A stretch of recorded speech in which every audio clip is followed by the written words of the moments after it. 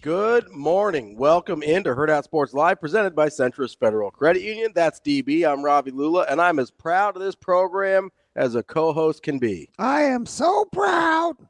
All right, Paul Rhodes. It's pretty good, wasn't it? Yeah, that's not bad. It's about all I got today. I'm more of a Matt Campbell guy myself, but Team Campbell? I like Matt Campbell. And Campbell you trust? Yeah, like chunky soup. Oh, yeah. You're more of an Earl guy. No, you didn't like how Earl Campbell ran, did you? No, but I have a lot of respect for Earl. Yeah. I mean, I think he left it out there. Yeah. So I'm good on Earl. Hard runner. Yeah. Yeah. You were a Dickerson guy, right? See, very much so. Although he's a little upright for you. He is, but he's a glider and he made it work. All right. Edie didn't take a ton of good shots. I think the young me was captivated by his effortless running style. Yeah. It was pretty to watch. The old me would probably say, I wonder how tough he really was. But, I'm splitting hairs. Worked out for him. Yeah, I like his running style quite a bit. I do like kind of the smooth operators, the gliders. You're a big Sade guy? Sade. I'm a smooth operator. It's not a bad song. Yeah. I had my old roommate, Mr. Dumas, the silent assassin. TD. Was a big Sade guy. Yeah? Yeah. He kind of, I have that weird music taste. It's super eclectic. Mm-hmm. I think he made it okay. Really? Yeah. Because he was just like, I like what I like. Yep. And he's a Cheyenne guy, grew up over there on Big Sur Ave. And so he's Army brat. Yeah. Has moved a little bit. So I think he was cool with whoever and whatever. Yeah. So while I didn't master my security, certainly not then. He helped start it. Yeah. Yeah. I mean, some days I would get up. This dude would be playing like, I'm going to give a bad example. That's probably a stretch, but not too. Like he'd be playing Pearl Jam.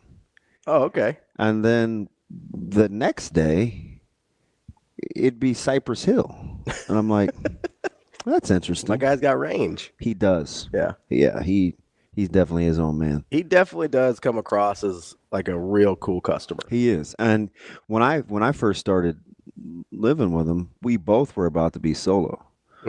Because I started with Clinton, and that was pretty self-destructive on my part. So, he was just walking. He was moving his stuff into Harper. Mm-hmm. I was like, "Hey, man, what are you doing?" I barely knew the dude. Yeah. Like he just never looked up. He's always looking at the ground. He's a big dude. And he walked on the balls of his feet, so I kind of thought it was cool. He had like a hooper's walk, but he wasn't really a hooper. And he's like, "Man, I'm getting ready to move, man. Got to do my own thing." So I was a little intimidated. I was like, "Do you want a roommate?" Because I didn't want to. He was a year older, and he was coming back to the dorms. Yeah. So I was like, which was unusual, right? Well, he might kind of be a normal dude. Yeah. And I didn't want to get stuck with flipping Ravi Lulla, right? So I wanted to be with somebody that I wanted to be with an athlete.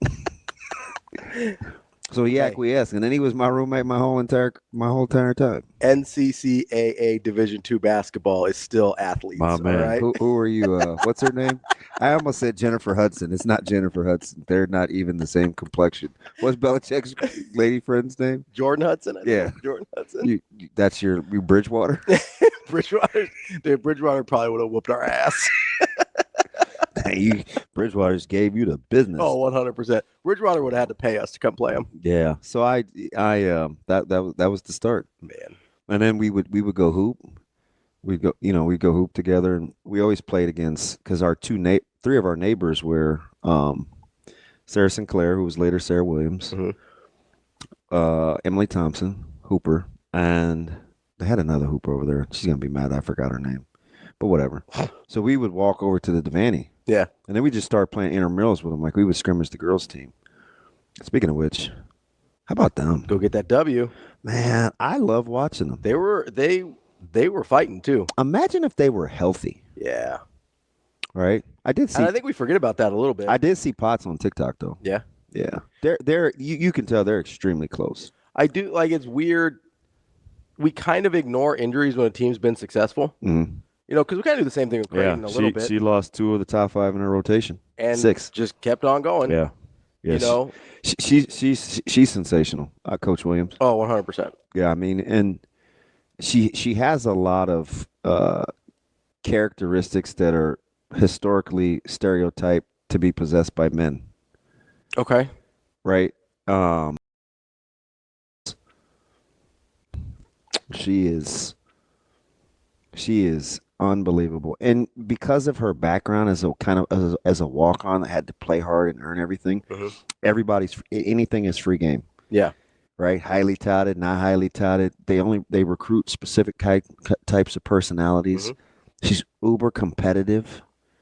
You know, it's I mean, she's one of those moms.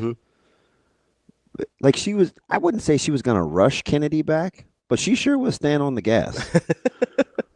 Right? Like there was no whole We're not lot wasting any time. Yeah, like it just the whole nature versus nurture thing. She's bucking that thing. Hey man, it's go time. Yeah, if you can play, let's ride. Yeah, I mean, you know, conversely, the dad. Wait, you sure? Yeah, you sure? You sure? I'm kind of scared. Day? Yeah.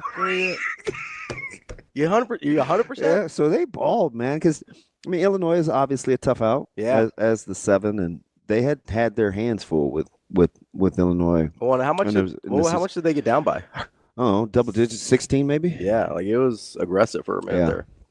And not to go all Billis, but I think the foul situation and them playing the style with quarters actually helps because they have these big quarters, like swings. Yeah, like momentum swings. Yeah, you see that a ton in the women's game. It's like you see it. Yeah, I do think the quarters lend themselves to it.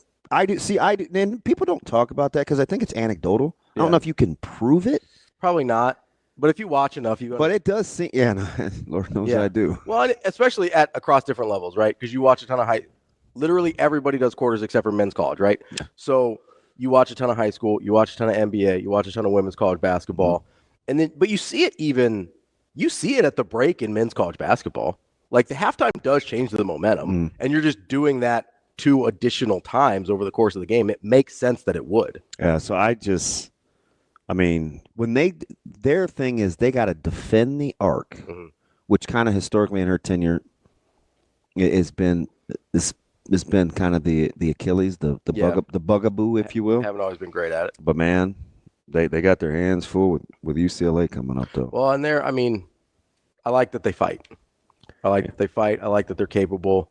I like that. You know, we talked about this a little bit last year with like Nebraska's offensive line, right? They missed 2 or 3 starters at a certain point, but Coach Raiola did such a good job that we didn't really even talk about it, right? We don't talk about Natalie Potts right now for the most part. Yeah. Right? Like we don't talk about the injuries. We don't talk about who they're missing. Where it's like, oh man, looks like, their bracketology right now, they're one of the last 4 buys in the NCAA tournament. Last night probably helps them secure that, I would imagine.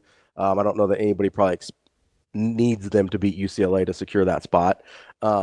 So I appreciate when you go through adversity and it's not the story. Yeah, she is kind of rebuilt her staff on the fly quietly. Yeah.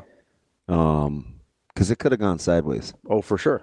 And she just didn't allow it to happen, man. And make that run. All while kind of bringing along. Yeah, and she's a friend of the show, so we appreciate that. Always. And she, all while kind of bringing along, and this is harder than people think, a really highly touted sort of like prodigy prospect with Britt Prince, where like that's not super easy. Yeah, I am. Especially when you've got other good players already. Yeah, so watching her, she kind of hits at kind of the core of what I like.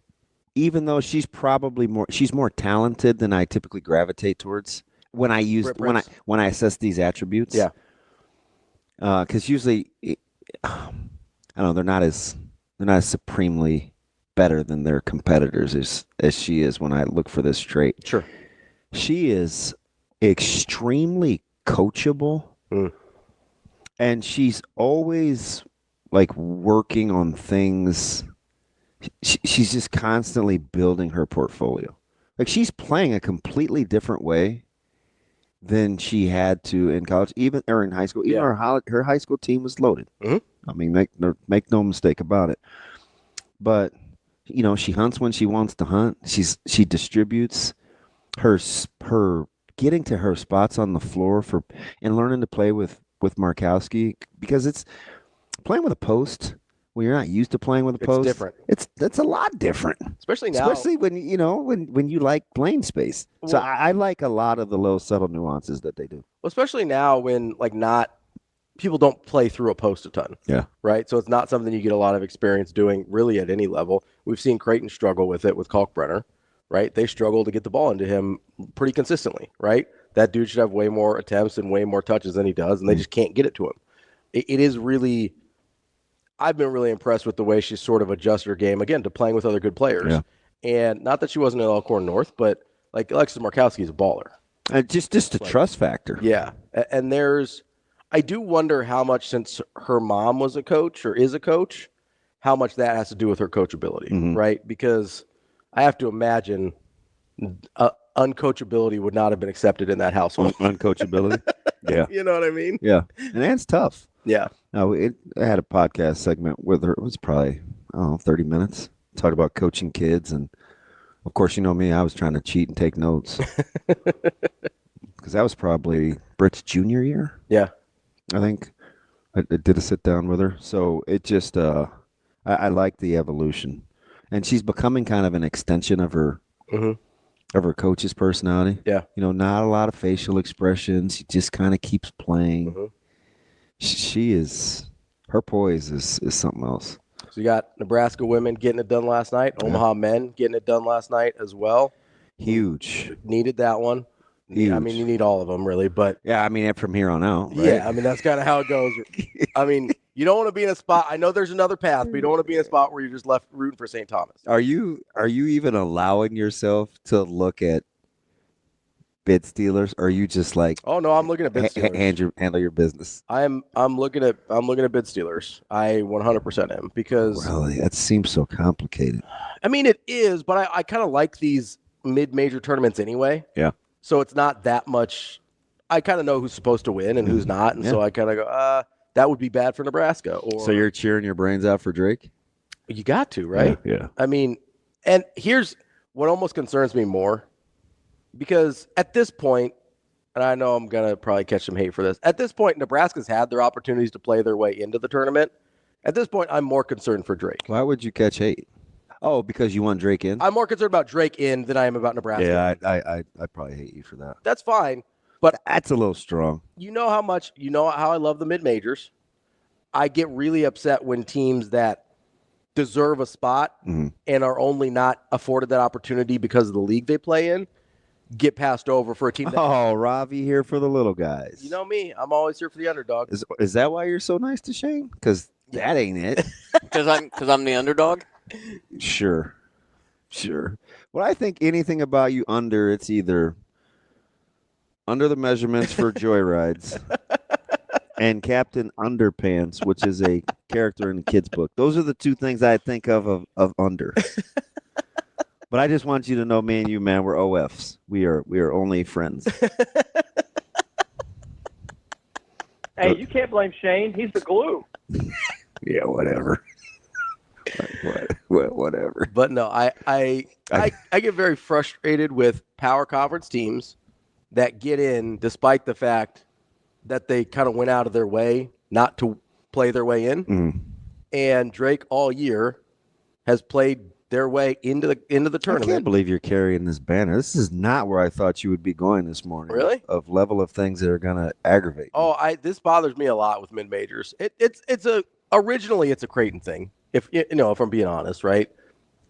Obviously that's not a problem for Creighton anymore, but that's where it started. Just growing up watching Missouri Valley teams. I'm like, hey, these teams I get that they're not, what the ACC used to be or whatever. I get it's not the same thing, but these are tough teams to play twice a year and then a third time. Like, losing in those conference tournaments is not the blemish that I think most people think it is. Because you've played those teams. Like bad skin?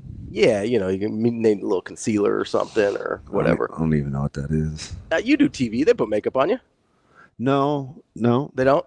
So the only thing that I use is a powder. So it doesn't like shine? Yeah. Yeah. All right. And it's white too, which is kind of weird. Well, okay. I know. I'm just trying to imagine like a brown powder. That would be nice. It's not something I've ever seen before. Yeah. Like I've never seen somebody come out with like the brown powder and like. Usually people put it in their mug and they call it cocoa. You're just gonna start like dotting your face with like a hot cocoa. You got like a Swiss Miss packet in there. They're like, there. oh my God, you smell like chocolate. And they're like, hey, okay, that's it's my cocoa butter lotion. Like that, which I think, by the way, sucks. I mean, I'm just seeing DB out here with the. If there's anything that says bucking my cultural trend, it's me using CeraVe and being out on cocoa butter. I think it would be powdering yourself with the Swiss Miss. I think that would. It's in the front seat of my vehicle right now. The Swiss Miss? No, the powder. CeraVe? Yeah, no, the powder. Yes. Oh, the white powder. Yes. Not any illegal kind of white powder. And I can't find the lid, so I used to keep it in my shaving kit. Yeah. But I can't find the lid, so it just sits upright. I pin it between my two cup holders. Oh, you gotta be careful there. You're gonna end up with a mess. No, it's pinned. All right. You know how you can put your two drinks in there, and then there's the little thin strip? Yeah. So it looks like if you look at the top view, it looks like a dumbbell. Yeah. Yeah, I put it in the part where the bar would be, in essence. All right. I don't have anything else to do with it. I mean, I trust you. I'm concerned. I don't want my friend riding around with loose white powder in his car. I try not to make a lot of messes. I understand. It's pretty buttoned up. Yeah. Yes, indeed. Some would call it OCD. I wouldn't, personally. Did I tell you about yesterday being here for the appreciation event? No.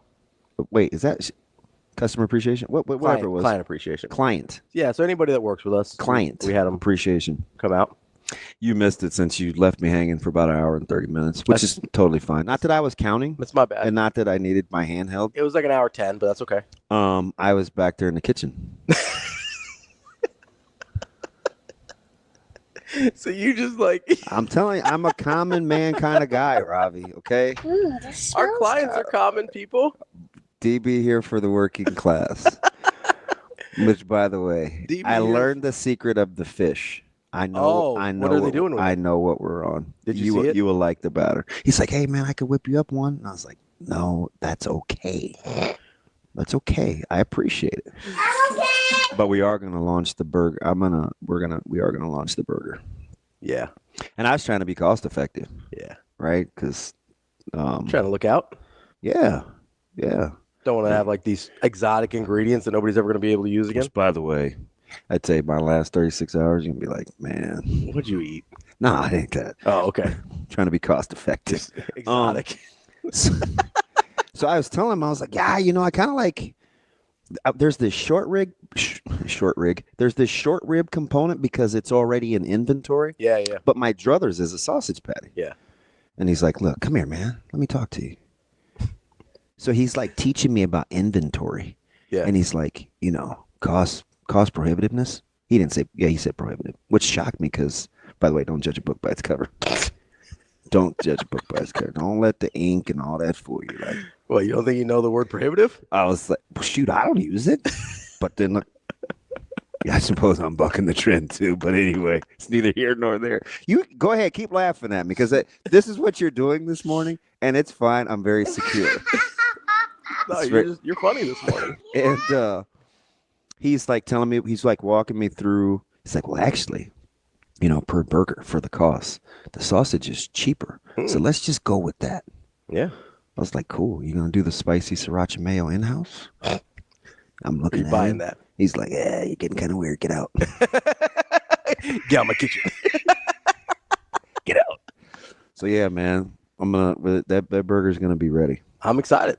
Give it a try. Me too. Give it a try. I also need to try those fish and chips. Once he said that, it changed my life. That's awesome. Oh, I went from Denny Downer to, and I started to say yes, but I didn't want to put him out because he was already schooling me a little bit. I mean, listen, if he offered, yeah. I like this staff. Yeah, no, like they're pretty cool. They seem pretty legit. Yeah. So I'm like, Could ride with it. And I told him too. This is where it started to get weird. Where I think he did want to say get out. I'm like, hey, I don't hang out a ton, but I do like food and being in the kitchen. If I just kind of loiter, don't pay me any mind. He looked at me like I was short. He did. I was like, all right, I'm doing too much. I want to see myself out. Skedat right back out of there. Little skedaddle. He's like, I was leaving, and he goes, hey man, because my boys like they love you, man. I'm gonna tell them you're just a regular dude. I'm like, I've always been a regular dude. That's the problem. Can I tell you guys something? Ain't nothing regular about this. That's the problem. I like grocery shopping and saving money. You had some people. I mean, you had some people here that you knew.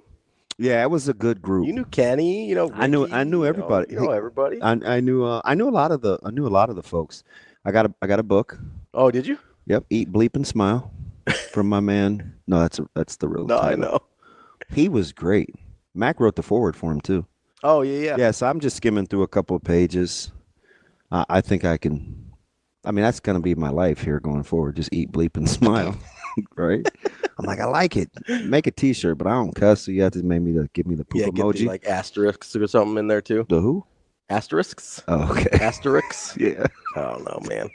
I feel like I need some more CeraVe this morning. I do. I cut my hand because we've got Stop crying. Dry skin. So you got a little. Oh yeah. It's cool when you guys get dry skin too, because a little ouchy. Sometimes I get dry skin all the time, man. Sometimes you guys downplay lotion. Oh, who's you guys? People of lighter complexion. I'm just saying. Perfume and lotion. I use a lot of lotion, man. Yeah. Like I gotta stay hydrated. You know, get the hands. CeraVe, you get cracked though. I get really dry skin. Remember, general rule of thumb. Yeah. The more fragrant, the more alcohol, the more it'll dry your skin out. Yes. You know, he got cracked on a run play. Yes, he did, Coach. I will see you later. That bums me out because I like the ones that like have not like a lot of scent, but like a little bit. You know, like a little bit of scent on my lotion. As long as it's not cocoa butter. Smell good.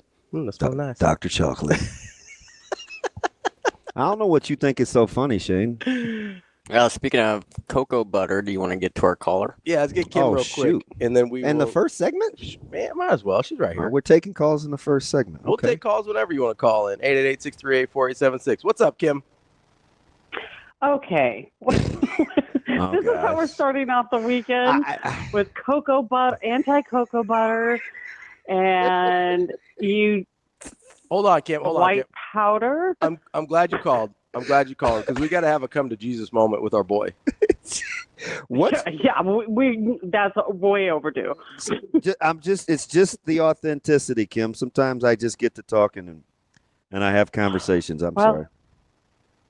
That's okay, but dude, there are brown translucent powders out there.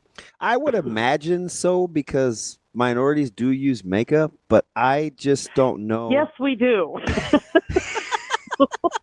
So do you have, what would be like the equivalent to your shine control? Like, what is that called? You could use a matting powder. Who? And they do come in yes, like matte, M-A-T-T-E, not like Matt Vrzal because that's all weird. M-A-T-T, yeah, M-A-T-T what? E? M-A-T-T-E is a matte powder. Oh, matte. As in like the term they use for helmets that aren't shiny. Yeah, like a matte finish. Yeah.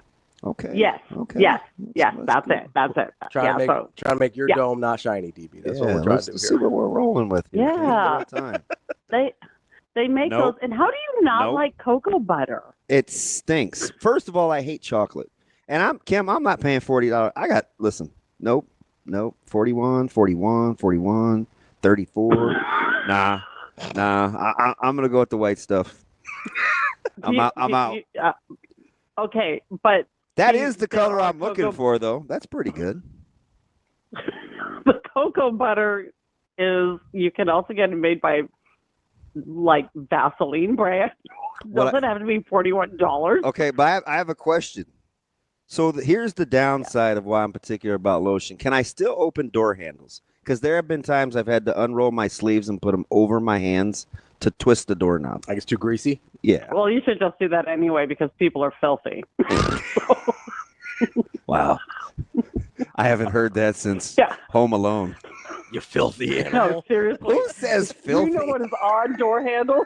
Oh, yeah. Who you don't wanna still know what's on uses door the handle. term filthy? Oh, that's Well, that's oh, that's right. We're not on radio. I can use it. Damn. oh Lord. Yeah, you're right. I forgot who we're dealing with. Yeah. I'm not in my Matt Vrzal vernacular right now. Yeah. He's been on one all week too, so I have to be careful with him. Oh, I can't wait to listen to that then. That'll be fun. Apparently we have some what is it? Apparently we have some translucent powder in our own home. Yeah. Who just texted you? That would be Jay. Who told you that? Oh, yeah. So, she'll tell you. Translucent. Really? Yeah, that means it doesn't really show up. Oh, gosh. See? Okay, Ravi. I understand. I was just processing real time. So translucent. Oh, here we go. Translucent. Enjoy it. Hey, speaking of see-through, how about the minutes for your boy? Let's do that. Get the attention off of me. That's where I wanted. That's where I wanted to have our come to Jesus meeting, Kim, because our boy, What in the world? our sweet baby boy Mason Miller, I think he needs to stop playing basketball. Wait, you're what? We love Mason Miller. You know what? You're I think he sweet did baby stop boy. playing basketball, Ravi. Yes. He did stop playing basketball. The problem is nobody told Coach Mack. Well, here's the thing, though. You know Coach Mack is loyal. You know, that's one of his faults, negatives, whatever you want to call it. But, I mean, it's really not a negative. Some people call it loyal. And I'm loyal, too. I call it stubborn. Yeah, but, you know, there was that whole Mason Miller connection where I think he also is loyal to the family. Yeah, we call that nepotism. Yeah, I know. Do you think he needs to stop overall, or do you just need to sit him down and have a psych eval with? I think you're too far in the season to overcome his emotions. I think you just when you play him, you just have to free him up to play through it. Yeah, and I don't know that's the time for that right now. Oh, relax. Well, no, not right now. Not right now. I think we're too deep in the year to fix it.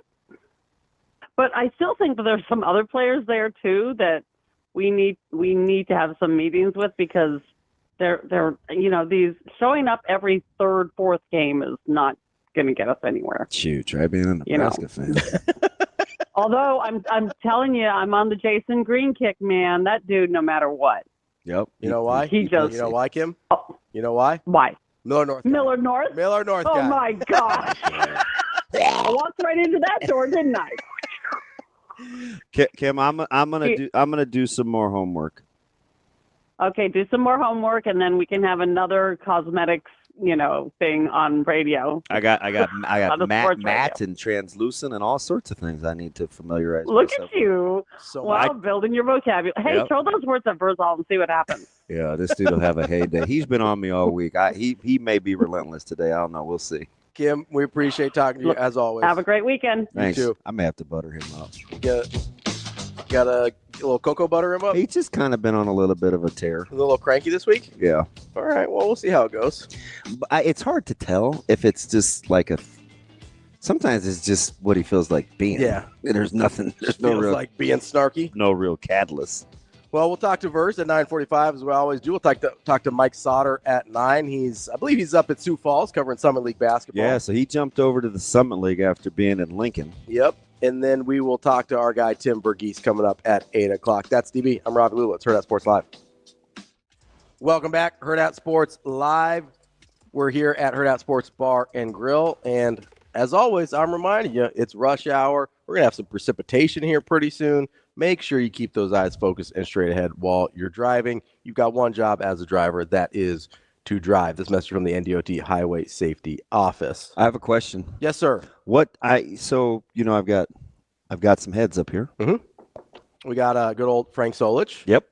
College Football Hall of Famer. Yes. And Mike Tomlin. All around goatee. Goat, really?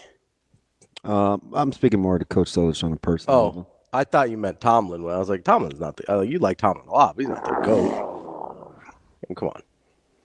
I will do this thing with my facial expressions today that is not a reflection of you. I have this pain that's on the top of my head, so sometimes I'll do that to readjust. It's not because I think you said something stupid. You gotta be Although continually it's 50-50. I was gonna say it's gonna be real hard to tell the difference. Yeah. If we're being honest. I want you to. What does Solich and Tomlin have in common? Yeah, what do their careers, in your opinion, have in common? Underappreciated. That'd not be it, but I will subscribe to that. That might not be your answer, but I think it's true. Yeah, You do have an enormous affinity for both. correct. Let's see. What else does Solich and Mike Tomlin have in common? Take a look at the Following a legend. Coward not as much, I guess, but sort of. What are their careers kind of defined by? Ooh. I don't know that I would put that in common with them. They win a lot. Won a ton, yeah. Nothing of real significance, according to some. Fan bases and whatever. But but why? How'd they get there? Promoted from within. Their careers are defined by not really having the right quarterback.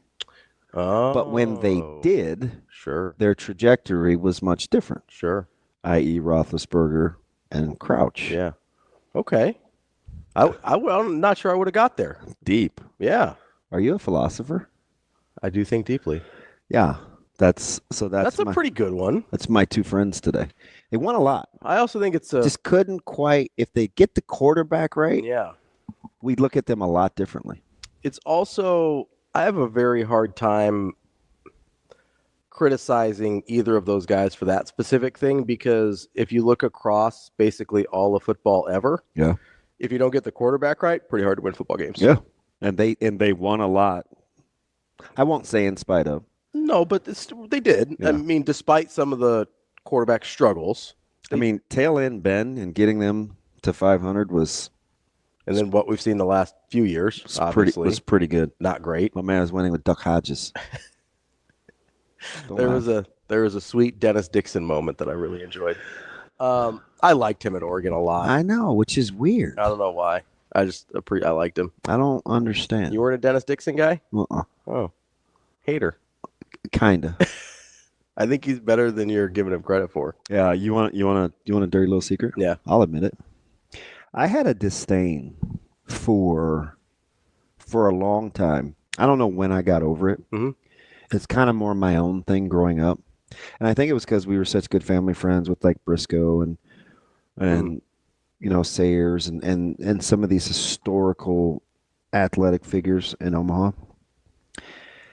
I never really gravitated to black quarterbacks that didn't throw the ball first. Mm. So I didn't really start to get over it. Mm. I would say until like the last 10 years. Do you remember who it was? Probably just more maturity, not anybody in Okay. particular. Okay. Because I had this connection, which is why I'm not afraid to go there, right? I can't remember. Were we talking to Risden the other day? And I was like, well, there is this stigma, right? It's why Milroad doesn't want to run, and it still exists. For sure. It still exists. So, because sometimes we fight it because you want to be recognized on some other merit. One that exists kind of on both sides, right? Because like you assume, a lot of people assumed like, oh, JT Barrett, mobile quarterback. Yeah. Or Dwayne Haskins. Why doesn't CJ Stroud run more? Why doesn't he take off and run? Yeah. So for me, I never really. I get that. There's a trauma element there probably. Mm-hmm. That makes sense. I still won't really love Lamar Jackson until he throws his way to victory. So, but I'm not gonna. I agree. I don't lack it. I don't lack of appreciating his skill set. I agree with you there. But this is a weird comparison because they're not even close in terms of talent level and success.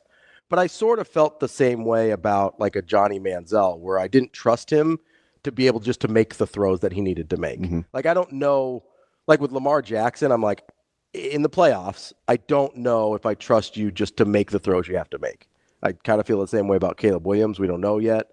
But so I get what you're saying with Lamar. Well, how about kind of like what I talked about with Coach Rhule and his staff, like having the pieces that he wants now and kind of leaving no room for.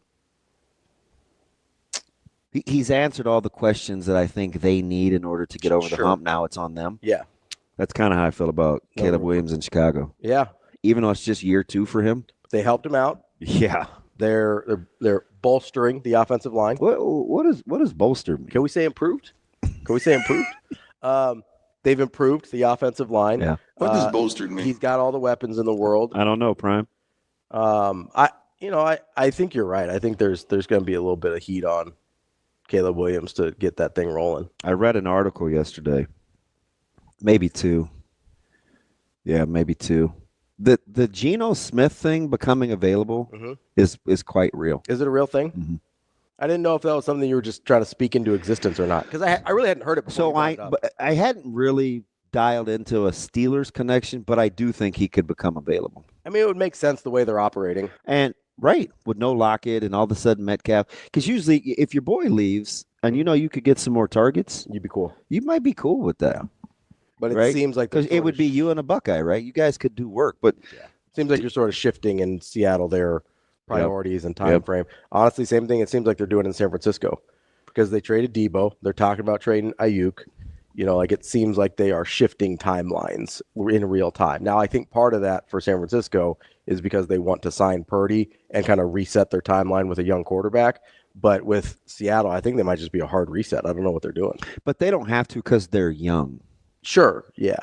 And Smith's numbers aren't so replaced. Somebody said yesterday, it was at the tail end, so I couldn't get back to it. But I think they were a Steelers fan and like, hey, can we set the bar higher? And I get it, but I have to be realistic too. About what's out there and what you can get. Because the difference between settling and being realistic is I have to know what my other options are. Right? So if I can get the best of what's available and I can make it work, sure. May I like more? Okay. But that doesn't make me settling. I'm trying to maximize within the parameters that I have to work. Yeah, settling is really only if you have better things available. Settling would be sticking with either Fields or Wilson and not exploring any other options. Sure, yeah. No, that makes sense. Right. Yeah, I don't know. I'm not enamored with Geno, but you're probably right. He is better than either of those two guys. I do wonder, I don't know if it was a Jacksonville thing that killed it or like if Trevor Lawrence was actually available. Because if he was, that's a thing that the Steelers should go hard at. On the stuff that I follow, like Khan is exploring all options. Yeah, they should. And I don't think they're. And the Steelers have been aggressive. I mean, more aggressive in free agency in the last 2 years than. And I don't think Jacksonville's in love with paying Trevor what they had to. Yeah. Because the rest of the team's not ready. And your boy is Duval. He's inheriting that saddle. Saddled is.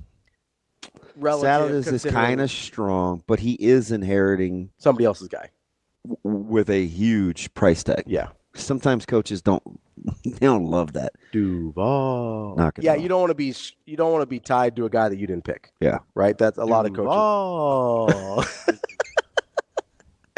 Was that you? Yeah, I crack myself up sometimes. Did you just have that in the queue? Duval. And I was getting ready to clown. I was like, this dude. Tony says, as a Seahawks fan, please take Geno. I'm ready for not paying him and drafting a rookie in 2026 to build around. So that 2026 class doesn't look that much better than this one. Fantastic. Yeah. I mean, but I get it. You would have to have some guys emerge. And they're young, too. So if I didn't know TG was a Seahawks fan, but that roster is young. Yeah. And I told you yesterday, well, this is off here. Like, McDonald's a good coach. No, I agree. Yeah, I agree. McDonald's a good coach. So, it is just tough, though. Which is funny, too, because I just talked to Seattle's interesting. Yeah. It's weird when you've got a coach you like, you've got a competitive roster, but you still feel like you have to reset. Yeah. Who are you describing? Like half the league? Yeah. I mean, really. The Steelers. You're talking about the Steelers, you're talking about the Seahawks, you're talking about the 49ers, you're talking about a lot of pretty good teams. I mean, the Rams are sort of doing it right now. How'd you like to be Dallas? I mean, they're not even good, and they're kind of having to do it. That's why when I got into the ages of those teams with quarterbacks in place, like the top 13, 14, if I'm a Chiefs fan, I mean, how good do you have it? You feel fine. You feel just fine. I'm young, and I got a franchise QB who's going to continue to restructure his deal however you need him to. Yeah. I mean, really. He's got to spend the cash, right? Yeah. Put it in escrow. You can minimize your cap hit. Yep. You are going to have to do it again. Do you know if untouched, he's a $72 million guy next year? Yep. That's certainly not going to be what the cap hit is, though. I mean, it's a lot. It's a lot. But if anybody deserves it, like if anybody deserves to get that level of money, it's him. I'm surprised. I don't know, TJ. You may want to look at that draft. Yeah, I don't know. So here's the hard thing is, and I get this is an outlier, but going into like Burrow's draft, nobody thought Burrow was going to be number one pick, right? Like that wasn't a thing before the year. So there's always the chance that somebody emerges in a way that we don't really anticipate. I do understand that's a pretty large outlier, but I don't know if I know you're not a huge Arch Manning guy, but if somebody in that ilk of like, oh, it's his first time as a starter or whatever, not saying it's necessarily going to be Arch Manning, but somebody of that realm where they just emerge and like, oh man, this guy's actually really good. We probably like if Louisville for whatever reason had a much better year and everybody likes Tyler Shough, right? Like everybody likes his tools, they like his size. If he had this huge breakout year, we're probably talking about him way differently. Who just called him the best ready-made quarterback in the draft? Was it McShay? I think so. I think it was McShay. Yeah, on his new pod. Yeah, I think it was McShay. And I was talking. I know Seviere likes him too. Yeah, I was talking with Severe. I texted him because I didn't get a chance to ask him when we were talking to him about some of the other like down the line quarterbacks he liked, and that was the first one he mentioned was Tyler Shough. And I get the injury history, but I mean that's what McShay said too. It's like breaks. It's not. Yeah, they're bone breaks. Yeah, they're not like tissue or repetitive injuries that you're going to be worried about. Yeah. Like bone breaks are typically pretty fluky. Yeah. Unless you've got some like degenerative disease nobody knows about, but that doesn't appear to be the case. I remember it's funny too, because with the one guy in our household as he was coming along through his high school career, somebody referred to him as injury prone. I'm like, this guy went, I don't know how many years playing the way he did without anything. Yeah. And then he had the fracture in the back. And then the collarbone. Put the pin in his thumb. Yeah.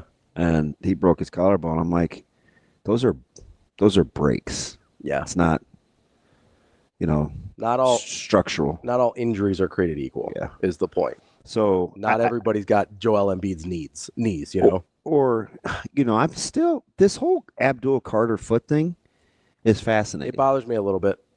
It bothers me a little. When you start messing around with feet of explosive athletes, I get nervous. Yeah. I just do. This draft, it just doesn't seem like it's very good. I don't either. I don't think so. And I don't know what's down the pipe next year. Yeah, but it's gonna be really interesting to see who, because like data would tell you historically, this isn't just going to be a draft where nobody's good, but it's probably going to be some down the rounds guys that no one really thought of, where they're like, oh, this guy had a really nice 1 year, but he was, didn't meet some of the measurables, or like there's and like to Tony's point, he said nobody thought Russ or Purdy was going to work either. Yeah, for sure. I mean, and there's something I do want to get to with Purdy, not really about him, but the way that sometimes guys in the room, even guys in the room, don't understand what they have. Yeah. And hold that thought. That's, I think, more interesting than people give it credit for sometimes. Are we going physical or mental? Both, I think. All right, I'm listening. Both. Because it might be what I think the key is for this team that we have down in Lincoln too, if I think you're going where you're going. Might be. That's DB. I'm Ravi Lulla. Hurrdat Sports Live. More coming up next. We're back here on Hurrdat Sports Live. That's DB. I'm Ravi Lulla here at Hurrdat Sports Bar and Grill. Reminding you, get over to supernovas.com to buy tickets to their upcoming match just a couple weeks from this weekend. They'll be back at CHI Omaha. Never too early, though, to get your tickets at supernovas.com. DB, we were talking about. Right. We're talking. I mean, the good ones go pretty fast. No, I know. Believe you me. We were talking about kind of the perception of guys in a room, and how you don't always even know what you have. And it was brought up by one of our, was it Tony here in the chat, talking about Russ versus Purdy. And when they're drafted, right, neither one of those guys are expected to be the starter. I think they like him to a certain degree. Otherwise, they don't draft him at all. Russ probably more so than Purdy at the time. But you see that, and I'll give Pete Carroll credit because Russ started basically right away, right? They liked him in the preseason. They saw where it was going. He starts basically right away. But people tend to forget Kyle Shanahan, who knows a thing or two about quarterbacks and offense. Not only was Brock Purdy not the starting quarterback, not only was Brock Purdy not the second string quarterback, he was third string behind Trey Lance, who doesn't appear that he's ever going to have a meaningful NFL career, and Jimmy Garoppolo, who anybody can have, and they're like, okay, he's a backup. That's fine. And so the reason I bring this up is there's a lot of situations where you've got guys in the room that might be better than the guys playing on the field. And it's hard to get that point across when you don't actually get to see it, but you sort of have a sense of what else is in the room, right? And you were talking about what's at Nebraska. And sometimes you get pushback from other fans. They're like, well, don't you think if this guy was actually better, he'd be playing? It's like, well, not always. That doesn't always work that way, because whether it's, and I think this is what you were getting at, whether it's a physical or mental, sometimes the way people process the game in real time makes a dramatic difference into what you see on the field, right? That's the big thing with Purdy. He apparently just processes the game at this incredible level. And physically, you don't look at Purdy and see anything special, but until you get him out there and you're like, oh man, this guy really processes and chews up the game really well, then all of a sudden he becomes this guy, right? I think you have the same thing, and maybe I think this was my big issue with some of the guys that were playing in the defensive secondary last year. And I don't know if that's where you thought I was going or not, but I know Tim has said, and we're going to talk to Tim Verghese here in a few minutes. I know Tim has said he wishes there was maybe some more athleticism on the back end last year. And I don't know if it's that, or I think there was pretty good measurables on the back end with certain guys. I don't know how fast they were processing the game, and that can make you look like a bad athlete. Mm-hmm. And that was kind of where I was getting at. I would completely agree. I thought you were going to stay in the quarterback room. Oh, sure. With kind of can what make guys that special or really, really good that you don't necessarily see in how they physically. Sure. 100%. Yeah, sure. Right? Because that's where you get into the intent of a Brady or even a Mahomes. Brady, another guy that was in the room and didn't start. Purdy or Russ. But it's a I don't want to be disingenuous either, because I understand full well that I think, now this was last year's data, but take a stab on what percentage of the starting quarterbacks within 1% or 2 were drafted in the first round that started in the NFL. Okay. I've sort of gone through this exercise of what they were as recruits. I would guess it's lower than I think. I want to say, I'll say 60%. Yeah, it's about 68%. Yeah. Which, 2/3, does that seem high or low to you?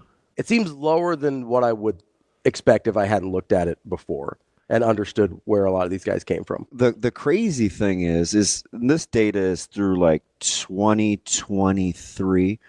Relative to other positions, it's staggering. High? Yes. Sure. But part of that is also the concentration? Yes. Right. Right. Excuse the number. And the fact that there's so much emphasis put on finding a quarterback, and there's this narrative that you have to find one in the first round. I mean, the way we talk about first round quarterbacks versus second and third round quarterbacks is dramatically different, right? Whereas I think there's an understanding, there's some position groups most people won't even look at in the first round, despite being starter quality. Because there's just a lot of misnomers, right? I just took the deep dive, and I was looking at like running backs and stuff, and looking at these charts that a guy that I follow compiled, and running backs drafted from 2007 to 2011, 98. From 2012 to 2016, do you think the number was higher or lower? Lower. It's higher. Really? 100. From 2017 to 2021. Mm-hmm. I would guess lower again. It's higher. 108. So I say all that to say when you're, and I didn't even get through the other positions, but when you're drafting, history says, the narrative says, we can't get our quarterback after the first round. But you can get other guys. But you're willing to do it with almost any other position. I mean, how often do you say, "Oh, we can get a running back later. We can get a wideout. We can get a guard later." But I do get the numbers thing, right? You need 5 offensive linemen. You need 1, and you can't take all 5 offensive linemen in the first round. Yeah. But it makes a year like this draft interesting because of so many second to fourth round good offensive linemen that don't necessarily have to spell doom and gloom. Coming up next, we're going to talk to our guy Tim Verghese inside Nebraska here on Hurrdat Sports Live. Welcome back, Hurrdat Sports Live, presented by Centris Federal Credit Union. That's DB. I'm Ravi Lulla. We are joined now by Tim Verghese from inside Nebraska. Tim, what's going on, bud? Hey, not too much. How about you guys? TV, welcome back, man. We I don't know how. What did we invent last Friday during the 8 o'clock hour? I don't know. I'm sure it was nonsense, though. I think it was staff person. What was it? Team building? It was something. Tim, in your honor, it was something to revolve around what we would normally talk to you about. So I think we just pretended to be getting good answers because none of them were coming from either one of us. People that were listening would probably just call it spitballing. But anyway, I say all that to say welcome back. Yeah, thank you. Did you catch up on all your coaching interviews? Yeah, I have. Okay, so how are we feeling, right? We've got all 6 now we've talked to, we've heard from, a week or so apart. Based on what you've heard and how you see this thing being built pre them talking, what's the same in your head and what's a little different after hearing them talk? Yeah, I mean, like Eckler is exactly who I expected, like the energy and all of that, and like what you're getting in him. You just kind of assume. I think for some, and then for me specifically, like it's like okay, kind of getting an idea what the plan is at special teams, and I like where he's at in terms of something that stuck out to me that's continued to stick out for me. Is when he's explaining how to get buy-in on special teams and the way it's like, hey, this is all translatable skills. That shows a mastery of what you're coaching. Like to be able to sell that to guys and be able to be like, hey, freshman wide receiver, you need to be on special teams because this is going to help you 2-3 years from now in your route running. This is going to help you accel, decel. You know what I mean? It's going to help you do certain things. And so that sticks out for me. But I fully expected that talking to him. Terry Bradden kind of like had an indication of who he is, kind of just exchanging some messages with him, but getting a feel for like, okay, hey, this is the guy that understands the game. Like, again, like truly just like is a student of the game, understands the game, wants to help guys develop at this game. And it makes sense, like you listen to him and his thought process as to why it made sense to come down to the college game. It makes sense where he's at right now, what Nebraska's really looking for from a D-line coach as well.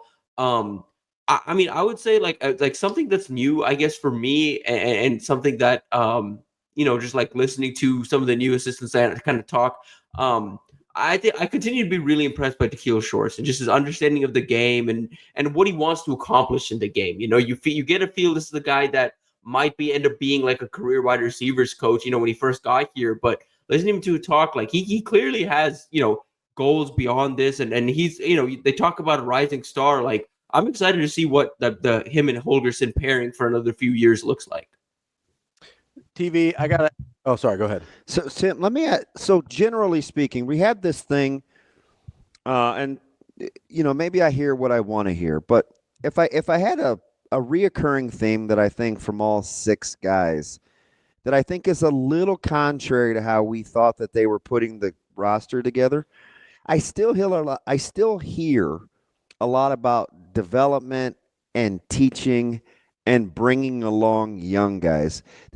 Did you get that sense? And if so, did it surprise you based on how we kind of fast forwarded to, well, they don't really have time to be a developmental program?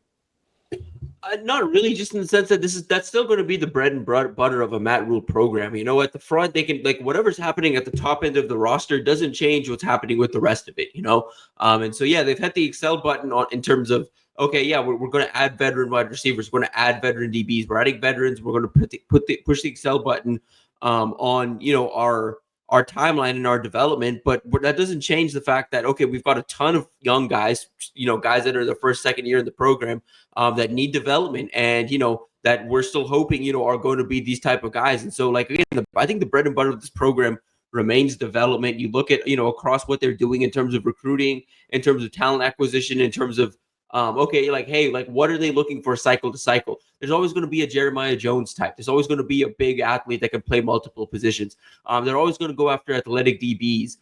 You know, they're always going to have these guys that they can develop and work on. And so that's kind of like, I think that's the identity of this program, is a developmental program with some top end elite talent. That ideally you want them to be developed into top end elite talent. But at this point, you know, like we said, they're kind of acquiring through the transfer portal out of the high school rankings, somewhat developed, but I don't think it changes the bread and butter of what this program wants to be and is going to continue to be.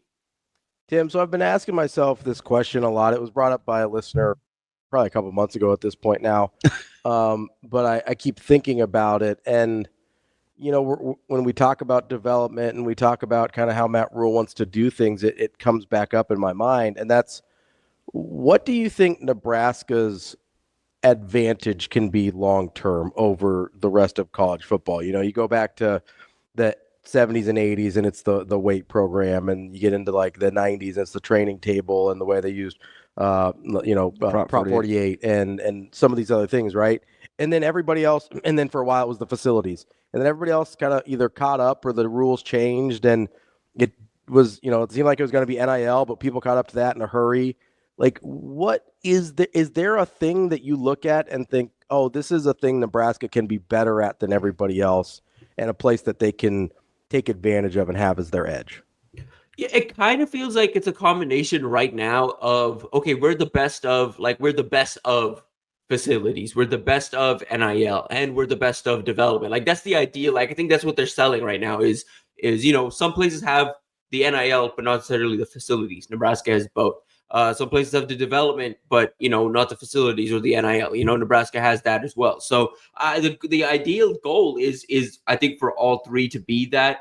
But I don't know. I mean, like, I think there's something to, you look across this coaching staff and what they've done, and, you know, compared to what it was when Rhule first got here, I feel like development sells itself a lot more now than it did a few years ago. Every single one of these coaches has done it in their past. Every single one of these coaches is experienced and has, you know, like a position or two they can point to and say, like, hey, I've developed this guy. Like, I mean, even down to like Eckler. Eckler could say, hey, the last 5 guys have had a punt returner went to the NFL. Like, that's something most, you know, special teams coaches can't say. Da'Keil Shorts can say, hey, Tank Dell, that's me. Matthew Golden, that's me. Sam Brown, that's me. Hardly Gilmore and Dane Key and you know, Barian Brown, that's also him as well. So you know, you've got all of these assistants across the board. Addison Williams has 2 DBs that are going to be in this draft. So all of these guys, compared to what it was when Rhule first got here, when he had Dvorak and Evan Cooper and these guys that are young and like, hey, these are young guys that can develop and young guys that are good rising coaches. They didn't have the resume that the coaching staff across the board does now, where they can go on the road and say, hey, I'm Terry Bradden. Here's what I did over the last 8 years. I coached the Kansas City Chiefs. You know, the team you've been watching in the Super Bowl the last, you know, half decade. I've been coaching that defensive line. Who had 2 other legitimate NFL offers. Yeah, exactly. Their D-line. That he didn't even tell Nebraska about until after. The NFL told Nebraska about it. I mean, he didn't even use it for leverage. Like, you can tell this guy wanted to be in college. Mm-hmm. Let me ask you something, TV, because this may have changed. So now that you know that the staff is all put together, you've heard them talk, you kind of see the vision. I asked you 2.5 months ago, who would you use as the poster child if Nebraska wanted to sell development? I asked if you could make the case, could it be a guy like Dylan Raiola? Has your answer changed? And if it has or hasn't, is who you would use and who they should use a different player. I can't get over like just Dylan because like what that would mean for the program long term. Like in terms of like, hey, we like unlocking the best out of Dylan Raiola for the immediate and the foreseeable future is a big like that goes beyond like obviously what the on-field success would mean if you were able to get that next level out of Dylan, but that goes beyond that. It goes into 27 recruiting with Trey Taylor, you know, the number 4 quarterback in the country. That goes into 28 recruiting where Nebraska's in it with some top QBs. But I think that another name that comes to mind now only because of the guy leading his room and because of his personality. What if it's Shakori Barney? What if Barney takes someone that step? No one has said? So I'm listening. Lay it out for me. And he's already, you know, we already know what he is, but he takes that next step, and yeah, he takes that like Tank Dell-esque step over these next 2 years. And it's you know it's not hard to see that considering who's, you know, kind of leading that room. But you combine that with his personality and what that would mean in terms of branding the program and selling the program on the recruiting trail. I mean, Ja'Cory Barney is the type of guy that if you get that guy out there in front of cameras on a consistent basis and he's performing at an elite level on a consistent basis, I mean, like South Florida recruiting is just going to keep it's going to flow, you know, like that's a guy that like what he says and what he does, that goes a long way in South Florida. So can I make has yours changed? Okay, go ahead. I'm going to make the argument again for my guy. Oh, it stayed the same? Yeah. Okay, go. I still think I'm sitting on Keona Davis because there's a couple. When I think development, I think of you want a guy that's kind of like Dylan is almost too touted for me because I don't know if you get credit for developing him or if he was supposed to be this guy. Can I say something real That's quick? fair. But to Tim's point, I think the on the field and the off the field is actually two different discussions. The first part is what you're saying. Well, he was supposed to be good. Yeah. But if he actually is, we can't discount all these Elite 11 guys and these quarterbacks that change addresses and get in the transfer portal, and a lot don't develop, where he still could be a guy where it's like, all right, like look what we can do here. So I almost think they're two different things, but I don't want to kill your argument. And I get it. I do understand that. To me, and I'm probably splitting hairs here, I look at Dylan Raiola as a success story differently than I do as a developmental success story, just because he starts at a higher spot from his talent level and just what he was touted as. That's just how I process it. I still look at a guy like Keona Davis because I can't tell you how haunted I am by the fact that Nebraska was never using Ndamukong Suh as that tent post for, hey, look what we can do with defensive linemen, right? Look what we can do. We can take a guy that was already talented but didn't do much his first couple years and under a previous coaching staff, and now all of a sudden we turn this guy into a top 5 pick in the draft, a Heisman finalist, one of the best players in the country. Like that, to me, if you can get that pipeline flowing with defensive linemen, that is something I am very intrigued by. And it's probably a little PTSD from Sue, but if I can get that out of a Keona Davis or a Riley Van Poppel or pick one of those guys that we kind of like on the defensive line, I personally go with Keona Davis. That, to me, is something that I'm super interested in. Yeah, I like that just because they even talking about that in general, like if you're able to build off of hey, we're going to have Ty Robinson go in the top 3-4 rounds. Like, you know, that's Ty Robinson's going to be one of the first defensive linemen taken this draft. Like that feels certain. Like talking to draft people this week, it feels like 4th round is now like the kind of the lowest where he's slipping. You know, he could rise up into the 2nd round. You build off that with, okay, a year later, Riley Van Poppel, a year after that, Keona Davis and Williams and Renari. Like, yeah, if you could start to build a defensive line tradition and defensive line kind of sells itself at Nebraska, that's a big deal. That changes some things on the recruiting trail and what you're able to do in terms of building out the program. So 2 things here. Let me get some clarity because I think you guys may have been saying something than my man Dan heard, but I just want to make sure. The comparison between Barney and Dell is what? Not talent-wise, obviously, I don't think. But what was the comparison there, just for clarity's sake? for me, just like in terms of like, I think from a production level too, like I think you can get to that point with Ja'Cory Barney. Maybe not this year because I think it's going to be Dankey wide receiver 1 and he's going to be wide receiver 2. And they're kind of going to build the offense that way. But, I think it's going to be hey, Ja'Cory takes another step this year. And then year 3, we're talking about a guy that, and again, I'm setting expectations very high because Tank Dell, across 2 seasons led college football in receiving yards. But it's not necessarily about that. I mean, there's some similar traits in how they play. There's some similar ability. But the I think the long-term ability of Ja'Cory Barney, inside and out, has him. It's a different type of player, long-term ceiling-wise. But in terms of production and his role in a Dana Holgorsen offense, I think it's going to look very similar to what Tank Dell's. Guys, I might change. Okay. I'm not ready to say this as my answer because I'm still leaning towards like a Shavers. If I got off of Dylan. Yeah. I'm still looking at like an explosive second level guy. Hey, I'll take Shavers all day. A guy like that, right? Let me entertain for a second. What if it's a guy like Parker or Makai Nelson? What if it's a running back that came in the last year or two, a new guy that like can all of a sudden flourish? That would raise. It actually validate what I think about Coach Barthel. It would silence the critics that talk about recruiting, and it's a position in which I think secretly or not so secretly, Nebraska fans want to be elite.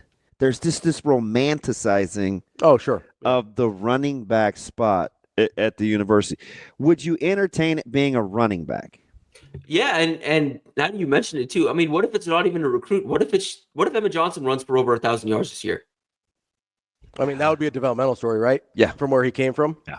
Yeah, like what if it's just Emma Johnson this year and then you start that, Like what if it is just even when he played, because this will be the knock. I'm glad you brought that up. Because this would be the convenient knock on Barthel. It would be like, well, why wasn't he playing him earlier? Like, why did it have to start to flourish when Holgorsen got here? And I've always maintained, people don't know how hard it is, right? For running backs to be in a rhythm and flourish and look a certain way, you have got to be in lockstep with your play calling and your scheme. It's not always just because I wonder, and I don't know, but I wonder if Barthel thought, well, if this is how we're going to run the ball, then I kind of got to go with this guy. But now that we're going to do it like this, maybe I can go with this guy. That would be the knock on Barthel because people say, well, he didn't want to play him. And like maybe he can't evaluate talent. Like there's this undertone that Dana like forced his hand or something on who to play.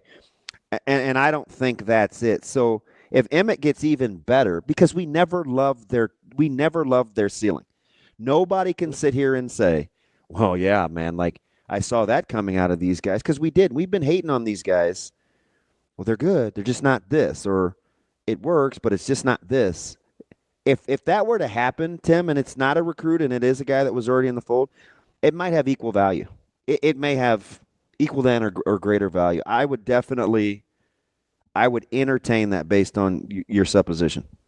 Yeah, because I mean, again, because the argument goes both ways. You land at like a Keanu Davis type, you can also dismiss that as they just identified the talent and but they knew what they were getting. But when it's like an Emma Johnson, someone they inherited, you can also make the flip side argument of, okay, well, that guy was, kind of like third string running back when the staff got here. And now he's, again, hypothetically, if he runs for 1,000 yards this year, does that, I think that's possible. And again, I do think it's a little unfair to Barthel, the critique he's had on Emmett, because, I mean, you guys saw, obviously he's had limited reps, but the Emmett Johnson we saw at the end of the year was not the Emmett Johnson that started the season. That's a guy that developed. And I think he deserves the credit for the development that Emma Johnson did. That happened under someone's watch, right? Yeah. Nah, just blind squirrels getting nuts, man. On its own. Just kind of fell into it. Happened on someone's watch, didn't it? Yeah, I agree.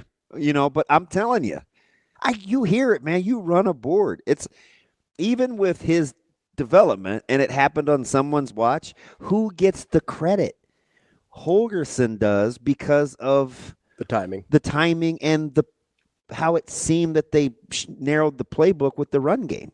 They don't give it to EJ. It's people. Oh man, Coach Holgerson, man, it changed. And I keep telling people like they both things have to be true for it to happen to see what we saw. Right, absolutely. And again, EJ Bartell is still on staff. Like had a contract, like his contract was up and he's still on staff, got extended. And was after, like other schools were after him. Like we know this. Penn State was after him. Texas was after him. Two schools with a very good running back tradition can recognize that this guy like knows something. And Nebraska fans are like, yeah, I don't know. And two schools that were in the College Football Playoff this year, by the way. Like, right. Let's not overlook that part. With coming off again, both of them had very good running backs coach. Considered two of the best running backs coaches in the game. Yeah, that's the running backs are interesting. Yeah, I would not. I just now I was only spurred off that based on. I kind of like the way you laid out the argument about current versus future and table setting. Right, that changed that. Sure, it changed kind of the scope on how I was looking at it, but I still think I may take a second level rush guy. I like D-line, but remember, I'm the guy that started with Dylan and didn't want to move off of it. I still think that's the best answer. Probably. But if I was going to entertain something else, I think I would go second level, then D-line. Although now I could convince myself. Running back? Nope. An O-line prospect too, because Donovan's already a pretty good recruiter. I think he's already a pretty good developer. Yeah. I mean, what we've seen over the last few years, Tim, and those guys are so highly coveted, right? They just haven't been landing those guys, but they're always in the hunt. Right. Yeah, I think, honestly, I do think Raiola needs like a true success story just for his own, development, something to have in his back pocket when he's on the trail. I mean, it's something that has not helped, like it's affected Nebraska on the trail. Like I think I can objectively say that right now. Some of these misses have been, hey, when was the last time Nebraska put an offensive lineman in the league? Like, Juergens was a guy, but Juergens is such a unique story. They almost don't credit Nebraska for Juergens, and so. That's the other part of this. That's the other part of this is when you get like an elite athlete like that, and a guy that, like a Juergens that didn't necessarily have the most successful career at Nebraska, but is having success in the league, you often don't get credit for that. Like, okay, if Isaiah Nayer goes to the league and finds a role and settles into something, Nebraska isn't really going to get credit for that. No. I've already heard it now with what he did at the combines. They just poo-poo it because he wasn't better for Nebraska. They may not even get credit for Fedoni, honestly, even though he was there the whole time. Yeah, I mean, like Iowa doesn't get credit for Kittle. Like, I think that just they kind of do, but I think it's just kind of just like a hey, Iowa tight end. Like that's what it's going to be if Fedoni does have success at the next level. It's Nebraska tight end, but it's not going to be like Nebraska did this. There are too many Stoles and there are too many of those other stories. I think we need a couple more of those with Fedoni, to be honest. Right. Yeah, I do. The offensive line is interesting because. Especially with Juergens, I'm glad you brought him up because that's not a guy that was. Some of these guys are undrafted free agents and they latch on and end up having a career. But like he got drafted pretty high, right? Especially for a center. Like a second round center is a pretty aggressive draft pick, and like he had to obviously have done something at Nebraska to earn that level. Kind of like Ty Robinson, right? Like he's going to be a pretty high draft pick, maybe as high as a second round. Like there has to be something behind that in the college career to get you there. It's not like, hey, it was a sixth rounder, we took a flyer on him, and so we did that in the development in the NFL. It's, hey, Nebraska got him drafted in the second round. It's weird that on that one specifically, and I agree with you, they don't really get credit for it. It's weird to me that they don't, though, considering all of the circumstances. The weird thing with Juergens is it's weird. I feel like Nebraska fans, when they talk about Juergens, they talk about the first 2 years and not that last year. They don't talk about that last season and, what he looked like. And then you go back and you watch it. And again, we learned all of this in retrospect, but you go back and find out that Jason Kelsey was breaking down center film to find his replacement. And Juergens was the guy that checked every single box for him. And it's like, hey, maybe these guys know a little something. Yeah, that's a good point. Yeah. Yeah. That's really interesting. Tim, we appreciate the time as always. Never disappoint, TV. We appreciate you. Going all over the place. We'll talk to you next week. Yes, sir. Talk soon. Thanks, Tim. More Hurrdat Sports Live coming up next. Welcome back, Hurrdat Sports Live here at Hurrdat Sports Bar and Grill. That's DB. I'm Ravi, Lulla, and we are hanging out with you on a Friday here. DB, that was a really interesting conversation with Tim there. TK said, my summation from this conversation, Nebraska needs 2 more guys drafted this year than last year. At the end of the day, I think he's probably right. Yeah, if you want to boil it down, that's probably right. I think he's probably right. Yeah. I wanted to say that's oversimplification, but I don't know that it is. That is, Tim brought up a good point with the offensive linemen specifically, but I think it's true across a lot of positions, right? It's been true for Nebraska with quarterbacks for a really long time, that it's sometimes hard to get high-level quarterbacks to come here because Nebraska doesn't have this history of them being drafted. And you look at the positions where Nebraska's had more success, and that's typically where it's easier to recruit guys. But EJ is a really interesting example for what we were talking about because he sort of fits that under-recruited mold, didn't have crazy offers coming out of high school, was highly productive, and then has sort of had to work his way through the depth chart a couple of times, right? And there's some people, I got to give TK credit here, who have been on the EJ train the whole time, just all about Emmett Johnson the entire time. And my only concern with him would be he's not a huge guy. As a feature back, if we truly want him to be that sort of classic Nebraska 1,000-yard, 1,200-yard running back, whatever that looks like, I do worry about wear and tear with him. Yeah. Not that he's not tough, but he's not huge, and I just do wonder about the hits accumulating. But that would be a huge success story. My only caveat with it being a running back, I do think you could establish a really nice tradition of running backs, and I agree with you. It means a lot to the fan base. I don't remember who brought it up. Maybe it was you. It was one of the guys that we were talking to. People do romanticize about, was it Brunts last week? It was somebody, the running back position. I can't remember who it was. But I think it was a couple weeks ago when we were talking about the Barthel thing, because we were going on about how people didn't think the room was that productive or that good. And I've been pretty publicly last year. I just said, I think they're fine. I just think it's a fine room. I don't think it's great. I don't know that they've got, I still don't know. I mean, Mekhi Nelson and Jamarion Parker pending, right? We don't know yet. But I still don't look at anybody in the group last year and be like, oh, that's a dude. Yeah. But I know. It used to make me mad. But if you have somebody that turns into that, I'm happy to be wrong, because that does make a huge difference for Nebraska. And I told you that the 2 guys that I thought were different all along are the same 2 guys that could be the poster children. I told you've always really liked Mekhi. Yeah. I just seen it, right? I'm like, that guy moves different. Come down here and watch this. Or people don't want to hear this because they already don't like him. I think, or it's not that they don't like him; they're just not going to be enamored.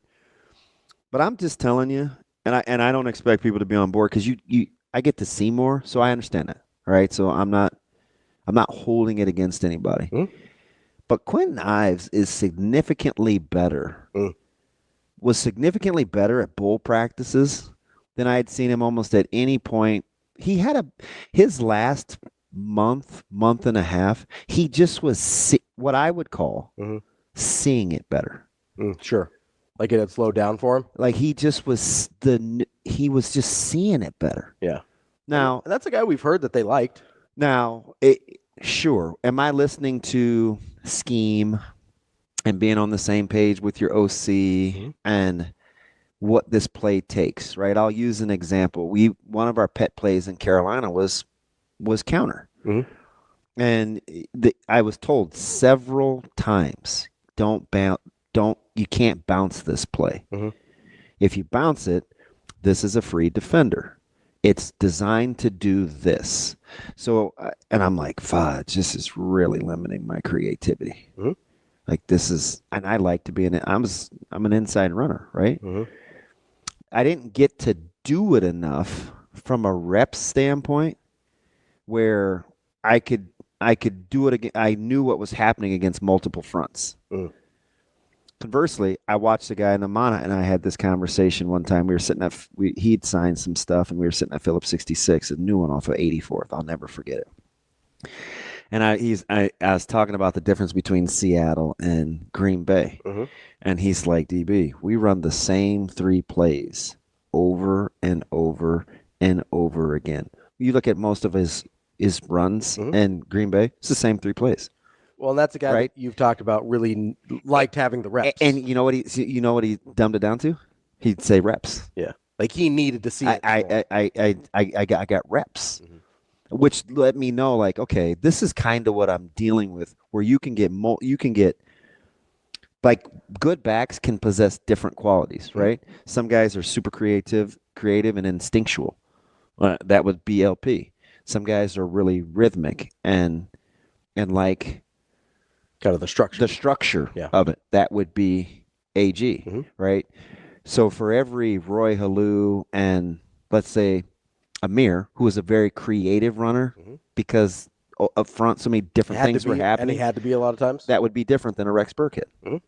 Right? So when I watch these backs run, I'm thinking you have to you have to have an offense that accentuates their strengths.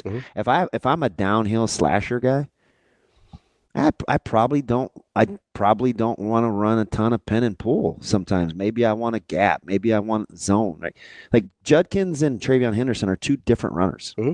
They're vastly different. So you have to give some credit to the scheme, but to coach within that scheme as like a running backs guy, I'm telling you, it's underappreciated. But I'm not chastising because again, most people don't get in the weeds. And you don't get to see it. But if we're an opportunity to see if we're going to romanticize about the position, there's multiple ways to get it done. 100%. Right? Brandon Jackson was vastly different than Roy Halou. Right? Calvin was vastly different than Derek Brown. They ran different kinds of plays. Yeah.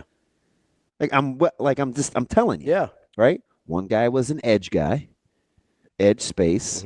The other guy is, counter trade, downhill, dive. Which I think people sort of misremember because of the time period, right? That they assume everybody within that stretch of Nebraska offenses was running the same stuff, right? Because it looks the same to a lot of us, right? And so I think it's easy to be like, oh, well, Calvin and LP and Amon and DB. Yeah, trust me, I wasn't running a lot of 11, 19 walls, right? But I was going to run a ton of 42, 48 counter traps. I was going to run a ton of 47, 43 dives. They're just some play 41, 49 outside, right? It was stretch. I like stretch, right? I'm not a lateral guy. Some guys, you wanted to cut it up. Yeah, some guys that's their baby. Yeah. Right? So you just it's the game within the game, but I think if you really want to critique it, you have to watch what's happening within the framework. You can't just broad brush that thing. Sure.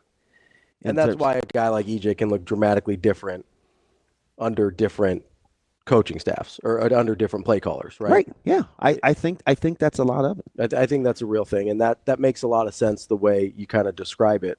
The other thing, you brought up, this is a random. I still don't know if I'd pick a running back though. So the reason I probably wouldn't, because I've been here, especially in the NFL, talking about how I think running backs need to be more emphasized, right? Like that's a thing I've been on for a while. And I gave you the data that more running backs are being drafted than we actually think. For sure. Now I think it might be later. Like I'd be interested to see the round breakdown over the 10 years. And they have it. It's just bad radio. Fair. But if you I would love to see that because that's super interesting to me. But I also think there's the bulk of it is 2 through 4, in case you're wondering. That makes sense. That would make sense to me. But I also think that there's a reason I maybe wouldn't pick running backs for Nebraska is on field. I do think it's a super high impact. But in terms of the off the field stuff, I don't know. Again, since it's a singular position, you're really only playing one guy there at a time, and it's not quarterback. Like, to me, a defensive line is going to be more impactful. Some of those second-level edge rusher guys are going to be a little bit more impactful. Offensive line would be more impactful. It's the same reason I wouldn't really take a wide receiver probably. Yeah. I know those guys can be highly impactful on the field, but in terms of, like, even though Nebraska hasn't had a ton and there's more of them. Yeah. You kind of get more bites at the apple, and it's the further away you get from the ball, I I think it's a little easier to find guys. Like it's easier to find wide receivers I would agree. than it is to find high-level offensive and defensive linemen. So that would be my only pushback on running back. On field, highly impactful. I don't know that it changes Nebraska's program. Nebraska fans would love it, right? Would love it. But I don't know, like if you can consistently get a pipeline of defensive linemen in there, like we're talking about a whole different thing. I want to get to April 26th here in a second, but let me ask you one more question. Yeah. Why do you pick – I'm curious on your rationale on picking Keona Davis versus Van Poppel. I just like him. Okay. I thought it may be like repeatable body types.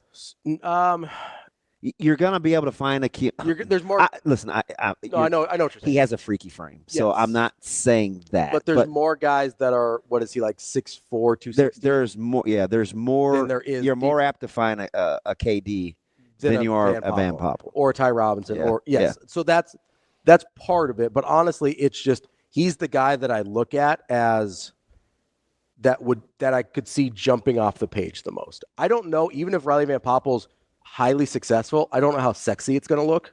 You know what I mean? Yeah. Like, I don't know how much it's going to really enamor people, even if football people are like, oh my God, that guy's incredible. But a guy like Keona Davis, I think, has the potential to be splashy, not just really good, but also splashy. And I do think that matters. That's part of the reason the quarterback thing has me interested. Like, I'll hear the quarterback thing because that's going to be a sexy position to get Nebraska good at and get people's eyes on it, right? Defensive. And you could see right away, like if he's just 15% better, yeah, that offense. We're talking about a whole other thing. Significantly better. Yeah. Whereas if you can get a defensive lineman that can get to 10, 11, 12 sacks, we're talking about something different all of a sudden now. To me, Keona Davis kind of positionally and what I think he's capable of is just going to look different than what Riley Van Poppel is. And so that enamors me a little bit. And honestly, I just like him. I just like Keona Davis.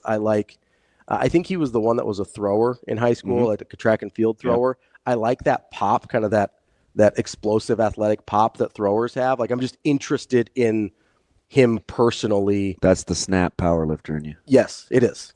100%. Just that instant power, that explosiveness, that's fascinates me with Keona Davis more so than it does with a Riley Van Poppel. Even though you could pick either one, and as a success story, I think it helps Nebraska in a similar way. But I think I think it being a little sexier on the edge helps him out. Were you surprised to see Nebraska's new coaches rave about the talent in the DB room? Not really. Athleticism. Maybe athleticism. Okay. Because I don't know that we look at that room as terribly athletic. No. I do look at that room as a really talented room. It was close to being an indictment on Coop. Oh, I heard that. The athleticism in the room? Yeah. Sure, yeah. I'm like, you guys are crazy. So that's why I sort of brought them up. Like, it's a different scheme. You got to give it time, but Coop knows talent. That's part of the reason I brought the back end of some of the safeties up as the process. Yeah, that was actually, I was vibing. I just didn't want to. Sure. I didn't want to have that steal the. Yeah. But I thought it was a good.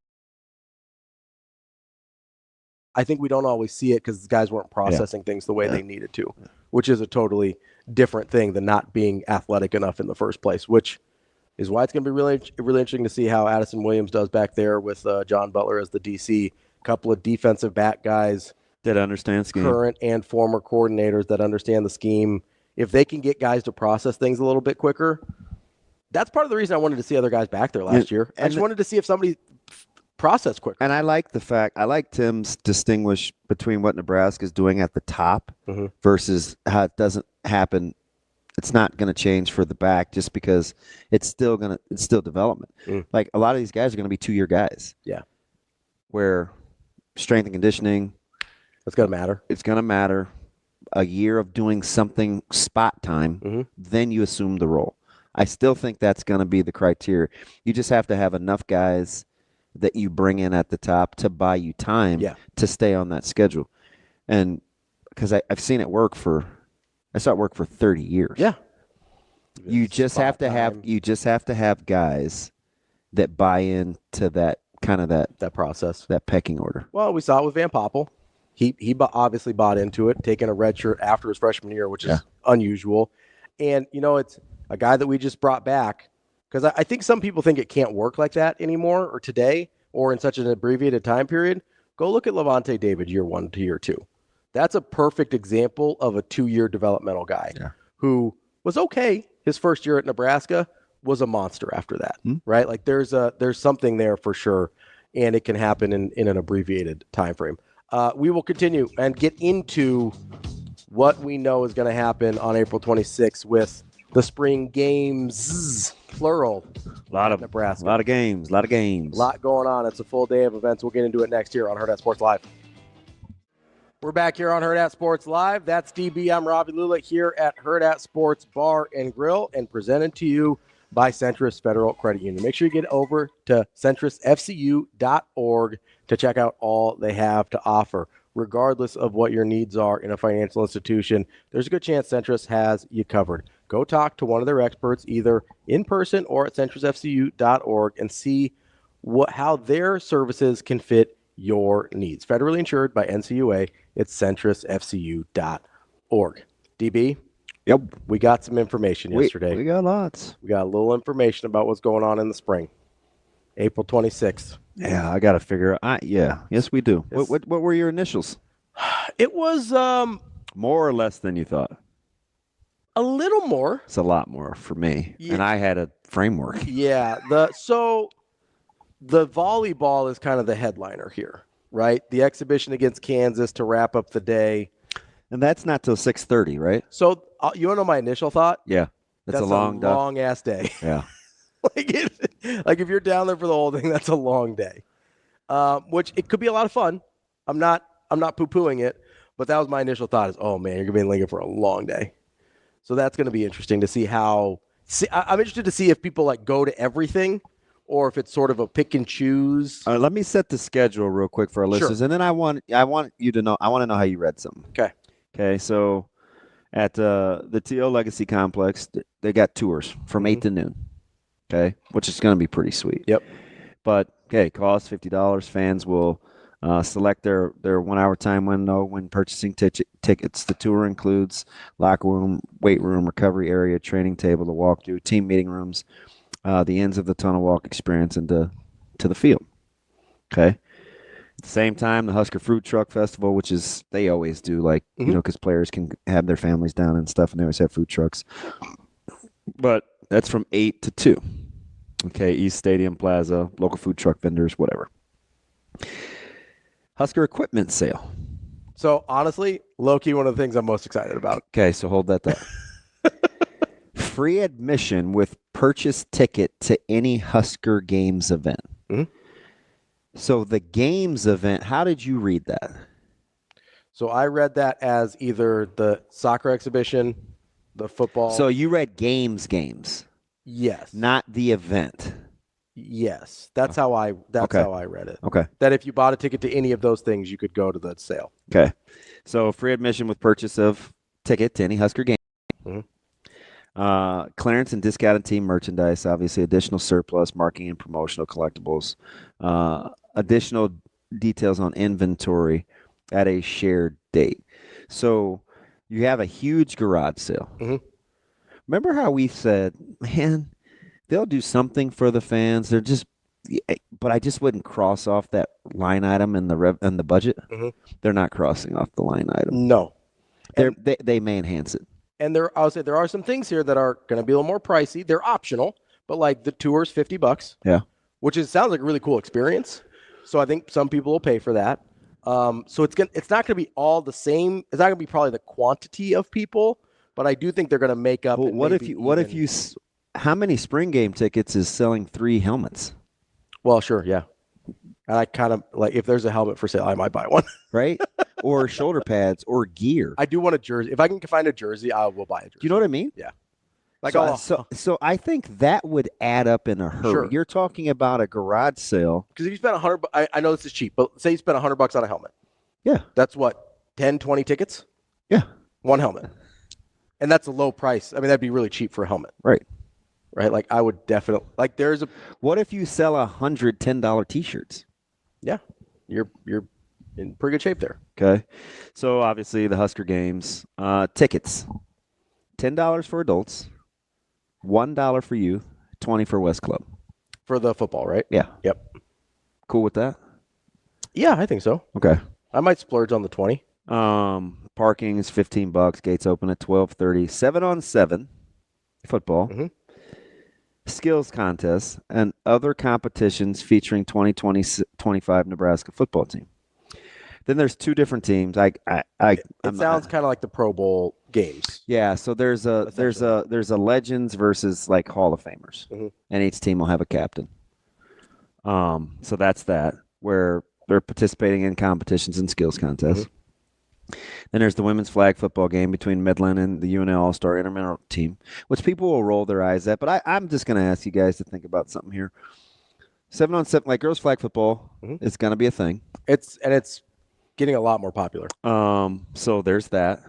He has two daughters. Who love football.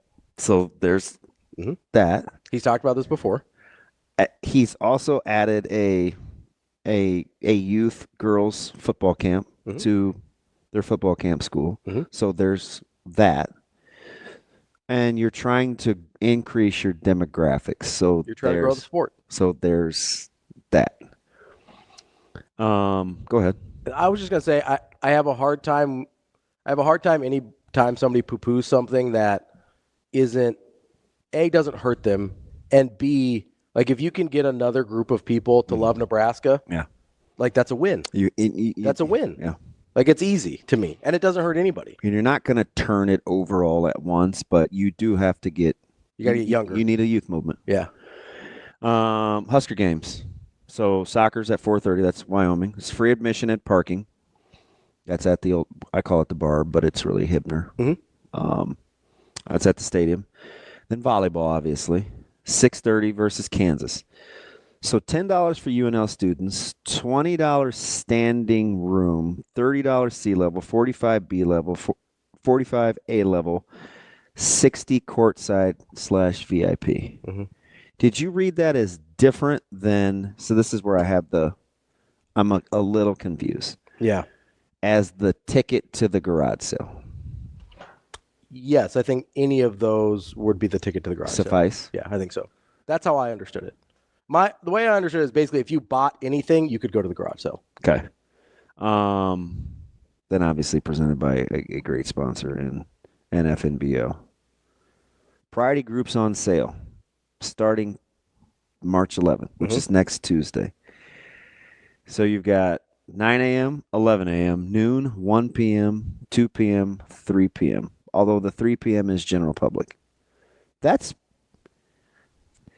the difference between right and fair. I think that's fair, right? Sure, yeah. I don't want to talk you into it. Well, I mean, so I would have gone the other way. I think it's right. I don't know if it's fair. No, I just said fair. They're just different. Yeah. I'm not sure which is which. So I think the right thing to do is to reward the people that pay your bills. And so that's the priority ticketing with the people with the boosters, right? It's not fair, right? Because I'm sure some people that would be boosters, if they were financially able, would love to be in those first groups. But I understand you have to, it's kind of like priority boarding. Like people that pay the most get to get on the plane first. That's how it works. Yeah. So I get it. It didn't bother me. I actually think it's a good setup to give the fans something. You're getting a real volleyball match between Nebraska and Kansas. That's pretty cool. Like I'm excited about that. And that thing's gonna sell out in a hurry because it's the first time you get to see DBK. Right? Like that thing's gonna be gone. I do like that they're featuring multiple sports. I wish, and I knew it wasn't going to be, I wish the football was going to be a little more football-y. That's my only real complaint. But I legitimately, and it's because I'm a dork, very excited about the garage sale. Like I like the stuff that you can't buy other places that you don't usually have access to. How many people do you think would you extrapolate that you could get through a tour of the complex? Because you're not going to start in the same place. No. So you're almost going to do like a shotgun start for a golf tournament. Yeah, and you probably have 4 different starting spots. You got 4 different starting spots. I'm guessing. And let's just call it that. In 4 hours. You may start weight room, nutrition. You may start locker room. You may start tunnel walk. You may start coach's office. So how many is that? 4. Okay. So 4 hours, 4 different starting points. So we'll call it 16 total groups. 100 people? Can you get 100 people through In one deal? in an hour, like per group? Yes. So 1,600 at $50 a pop? Is that safe? It's probably low. Maybe, but I think it's safe. I think it's a safe number you could definitely get through. So 1,600 times 50. Do some quick maths here. That's 80,000. Look at you. Right? Right on the money. Yeah, that makes sense. So 80, I mean, that's what? How many spring game tickets is 80,000? And that's just the tour part. Yeah. It's not part of the all-inclusive. Right, yeah. It adds up in a hurry. How many spring game tickets is $80,000? 8,000? Well, they were $10, right? Yeah, so 8,000? Yeah. That'll do. We'll have Mike Sautter coming up next. Kicking off hour number 3 here on Hurrdat Sports Live, presented by Centris Federal Credit Union. That's DBM Ravi Lulla. We are joined now by Mike Sautter of Hurrdat Sports and NEBPreps. Sautter, what's going on, man? Yeah, Damon, are you a balloon animal? What kind of balloon animal are you today? I would probably be a dolphin. I've seen guys. I've seen them like whip up a dolphin. It'd be something in the water. You know what I mean? I thought it'd be like a killer whale. You're a big killer whale guy. I don't know if you could do that in a balloon. I'm sure you get a similar shape if you can do dolphins. Yeah, but the balloon is easy because you get the bottlenose and then the body. I've seen. Yeah. They tie the little fin on there. These were kind of working our Omaha beef colors. I thought you might go like a cow here. Yeah, we missed you midday yesterday at our client appreciation event. It's very well done.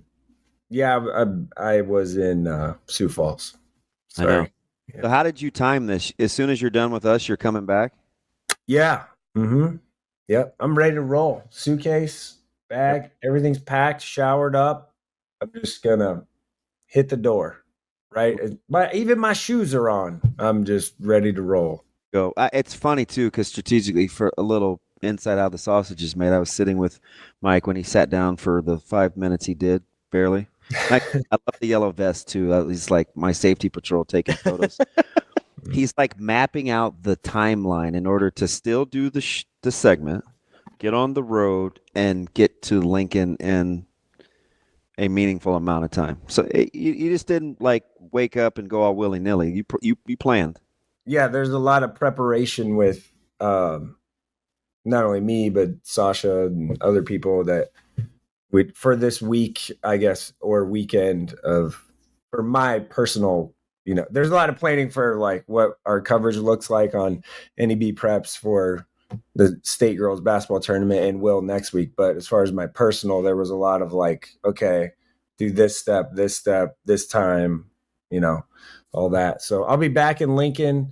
I don't know. It snowed in Sioux Falls about like 3 inches. So I will see on the way back how that works. I probably won't be able to do the whole like for the first hour on the drive back from Sioux Falls where you can just put that thing on about 87 and go. I don't think that's going to happen today, but I will get to Lincoln as soon as I can get to Lincoln, which I was hoping to be about for the 1:30 semifinal games. Hey, before we get to that, I want to go right where you were. Omaha was impressive again, and man, their ability to guard out on the wings is pretty good. Yeah, that like the way that roster is built with its length. I think it's different. Or would you agree it's different than how a lot of teams built their roster in the Summit? Yeah, absolutely. The league isn't used to that kind of length and athleticism on the wings. It just isn't. Especially like guards and the 1 through or the 2, 3, 4 is not used to that athleticism and length. Normally you look around the league and you're like St. Thomas is a very good team. Saw them for the first half last night and saw them obviously when they played in Omaha, and they're very good, but they're not built like that. They're not built like Omaha is. They run their stuff really well, but and their switchability, that's something that I mention. I remember post-game press conference with Coach Crutch after they won. I think it was Mount Marty they played or someone way early in December. And I was like, hey, your switchability on the wing with Markel Sutton, Cam Thomas, Jay Sean Glover, like they're all really good defenders and have some length there is going to be a problem. And obviously it is. And last night it was. And shutting off Jamar Brown from Kansas City, that kid, he's really good and can go off on you in a hurry. So they handled business, but it wasn't perfect. And I say that when a team that was leading by 18 points in the second half.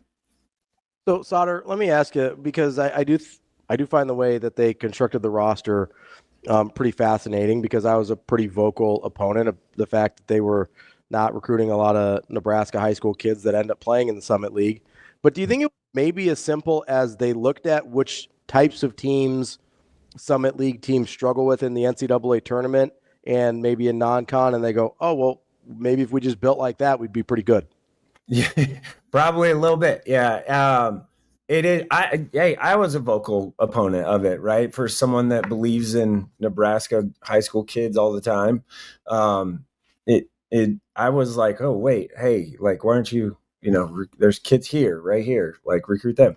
I was, and I've told members of their staff that I don't have a problem with that.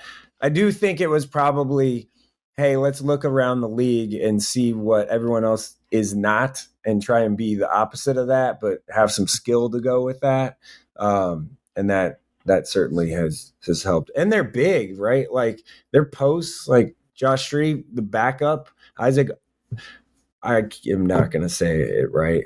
Anaconda has played really well down the stretch here. Yesterday, they just went to him in the post and it worked. So they're big, like thick, strong guys. And hey, you know what? We've named almost everyone on the roster except for the starting point guard, JJ White, who was also a first team all league guy to go. So, in my former life, I was leaving the building, and then Coach Crandall was coming back from the airport picking up JJ White and wanted some stuff signed for a fundraiser that Coach Crutch was having in year one.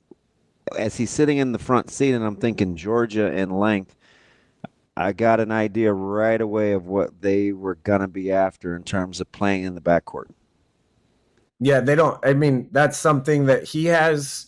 Coach Crutch has certain metrics of like, in order to play the 2 or the 3, you have to be this height, this length, all that. And hey, frankly, it's working right now. So like, can we can knock him for it. And I give him credit. He stuck to his guns when people told him that, like me, that told him, hey, you should be recruiting some more local kids here and whatever. And it was like, nah, they don't fit the size and athleticism metric that we want.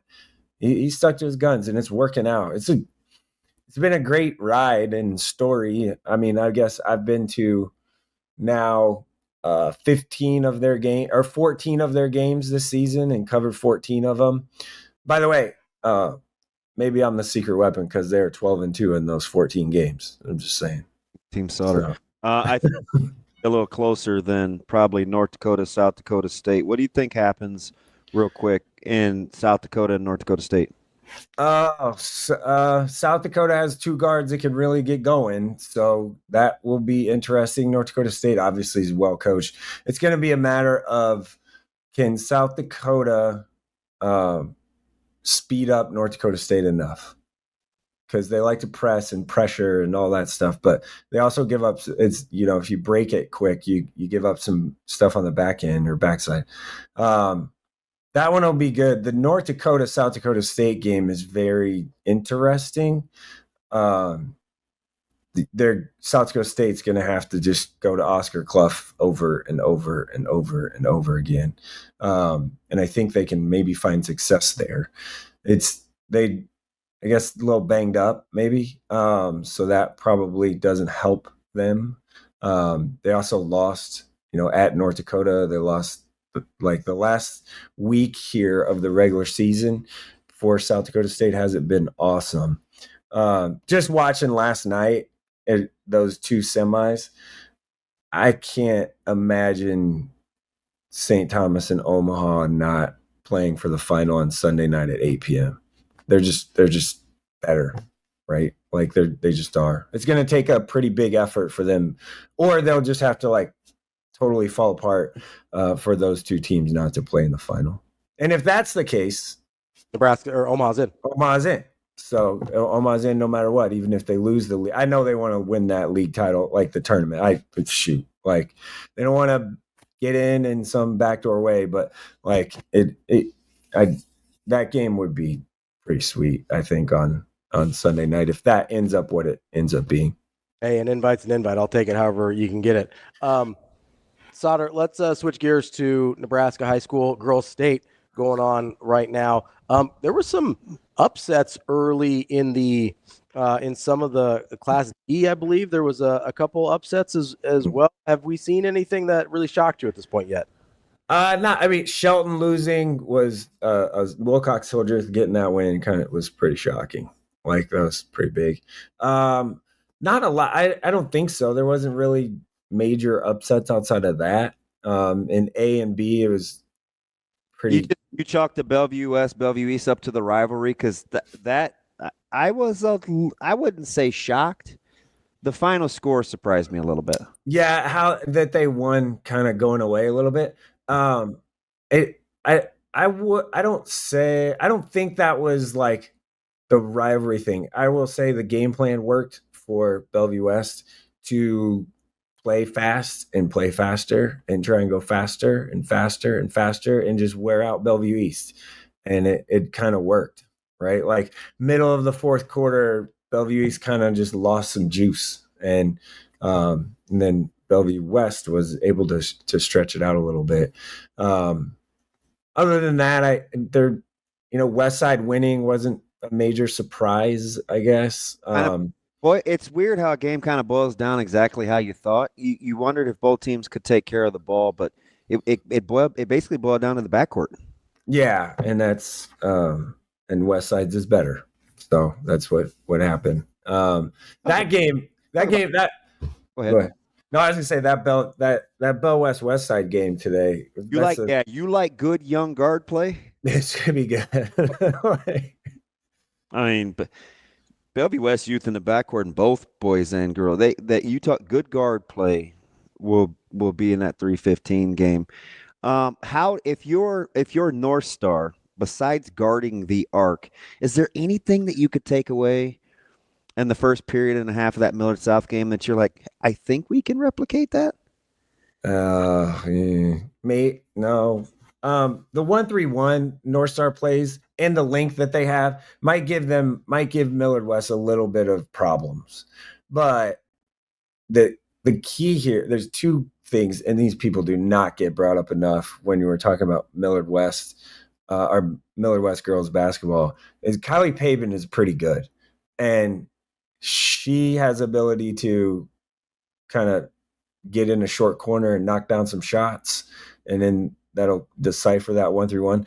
Also, Jay Lewis is good too and tough and can penetrate and not afraid at all because her brother is Tyson Lewis, the baseball player, if you didn't know. So if that's your older brother, you better be tough. So I think those are kind of keys, right? Like everyone talks about the twins, rightfully so. Like Neely and Nora Gessert are amazing. They're very good. But I think I do think that Pavin doesn't get enough love for some reason. She's pretty good. And now Annie Lou was awesome against Westview for North Star. She is very good too. So I think that matchup's intriguing. And does, that 1-3-1 does Millard West just, if they're not making the first handful, do they just keep chucking, or do they like, okay, we need to slow down and get the ball into the short corners and get some middle coverage and some penetration in the middle and then kick it or something like. So the game plan will be very interesting. Sautter, who have you liked in terms of an individual performance through the first day across classes? Well, Molly Ladwig's really good. So, like, news flash. Hot take there. Yeah, she's So what has to happen for Bennington? foul trouble. God? No, it's not that. Like, an act of God is not. The whole beat a team a third time. Like, I get it. Happened to Pius against Gretna East, which was pretty.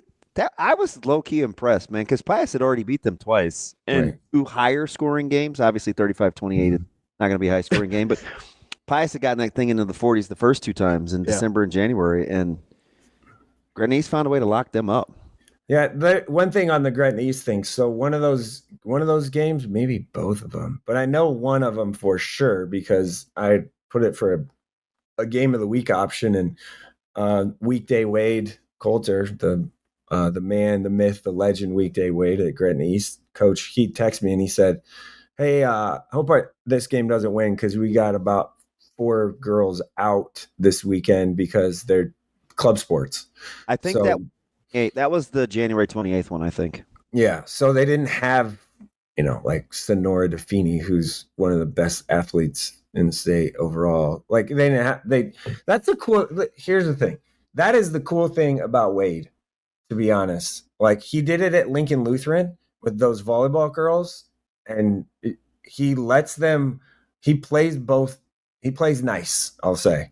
Like, he's comfortable maybe losing a couple games because his best athletes have to go play soccer or volleyball on a weekend during the season. And he knows that in order to get them out for basketball as their secondary sport, he's going to have to work with those people and those club sports. It's worked for him in now 2 stops, not just once, but twice in different schools in different situations.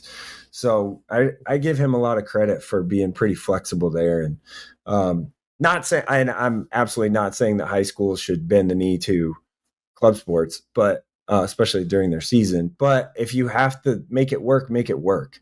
And that's what he's doing. Pretty big win for them yesterday. It's a pretty big win. I do think that there is something to be said there. It's not really bending the knee to me, but like, I think we've gone way too far with high school and youth sports in not making it easy for people to play multiple sports. I just remember Coach Booth on social media last year and the year before about this time talking about he appreciates the coaches.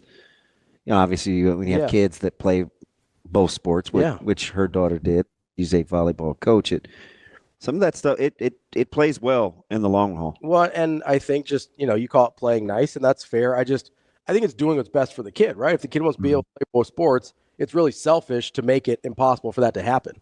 Like, that's not being a good, like, if you're a youth coach, you're being crappy. Like, that's a crappy thing. But that's on both ends, right? I would like to see it happen a little more in softball too, but we still have some work to do there, I think. And this isn't just a women's sport. I mean, the guys, right, they're crappy about it too. Yeah. Okay. Like, and it's, gosh, I'm going to be real careful with what I say right here because it could make someone mad. There needs to be a little more give to from the club side of things. Like, if you have to miss a practice,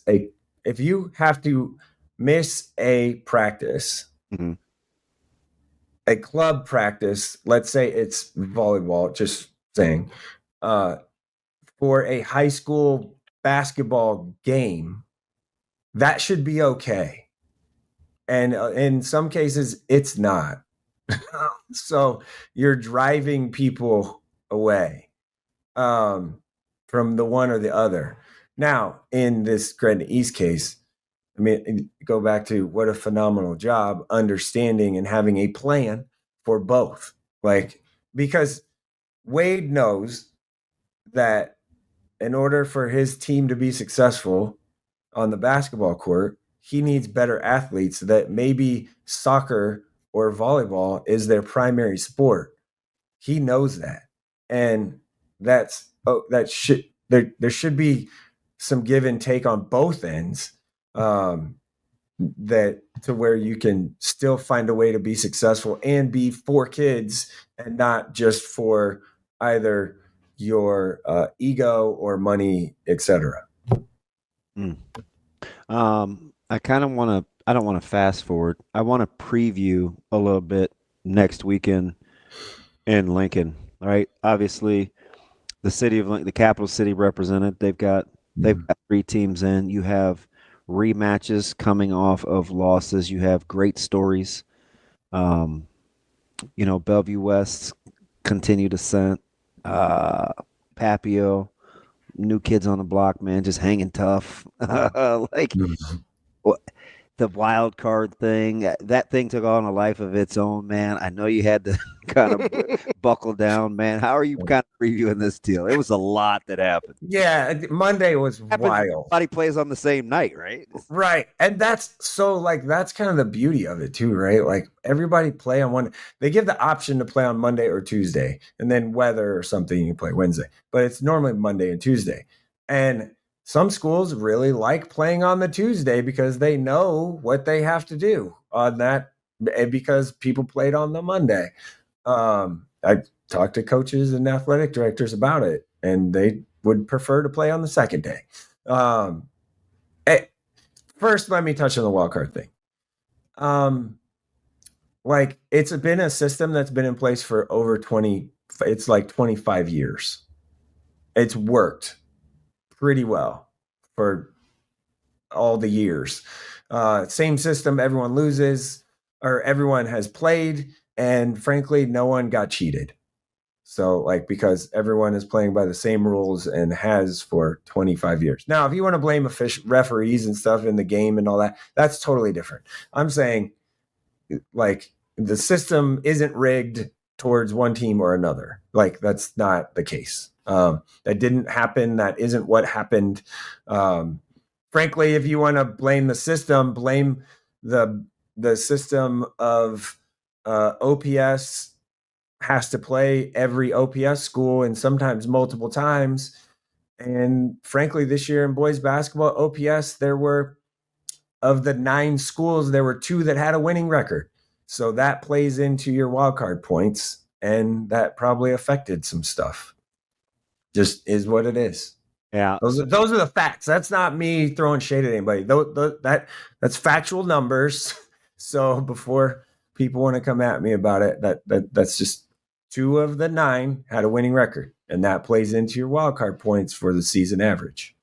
You're a wild card guy, right? Yeah, I don't mind it at all. I think it's kind of fun. Okay. So I think it's good, and it rewards someone that maybe had one bad night. It rewards a team that had a great season, and maybe someone just is on a crazy heater. And I look at Millard West Side that night, that district final game is wait, what? That Millard North district final game at West Side, where Brett Porter hit that 3. That was 45 years ago. Are you talking about the one where West Side had beat Millard West by 40? Got beaten districts. Yes. Yeah. Sometimes it's just right. Sometimes stuff happens. So I do like the wild card system. I think it's cool. There was some wild, crazy conspiracy theory stuff that I saw. Man, I need to stay off Facebook because that was wild. If we get any vitriol or push from the show, it's typically from the book. I think it's just a thing, right? It's a different place. It's just a different place. It's a wild west out there. No, sorry. To the games, I didn't answer your first question. Like we said all year, up for grabs, baby. Anybody. You've looked at the matchups. Who would you make the fave? I don't know. I only ask because I keep hearing Papio South, and I get it. They just lost to Papio though. I totally get it, right? Not just, but they lost. At least one of them. Mm-hmm. A certified bucket getter. I look at the matchups, but then I look at the halves of the bracket too. Mm-hmm. So I'm kind of thinking about that. It's still a coin flip for you because it is for me. If you look at Bellevue West beat Miller North months ago, like a couple months ago now. I was there for that game. Miller North is playing a lot better, found some toughness, all that stuff. Bellevue West is also playing better. And by the way, if you didn't know that Keaton Melcher, that name, you will. People still let him sit out there and shoot without him making him put it on the deck. This dude is going to make you breeze. It's just a hard as you can get close out. Like touch the guy. Background story. Right? He was playing. This was probably 4th grade, 5th grade. I know this is like maybe not great radio. He single-handedly beat Micah's team. I bet he had like 28, and 24 of them were from 8 threes. Is incredible. He single-handedly beat Prep in the first quarter on Monday night. It's like, all right, Kay. All right, I see. Also, to the Bellevue West thing, I want to say this. Shout out to his wife and Kins and Keaton, because it certainly isn't about Kevin. Hey, Robbie Garcia though, what he has done with this team this year, not only just like set the career rebounding record, and he had 24 rebounds, 7 of them offensive against, I don't know what some people think is the best post player in the state in a district final.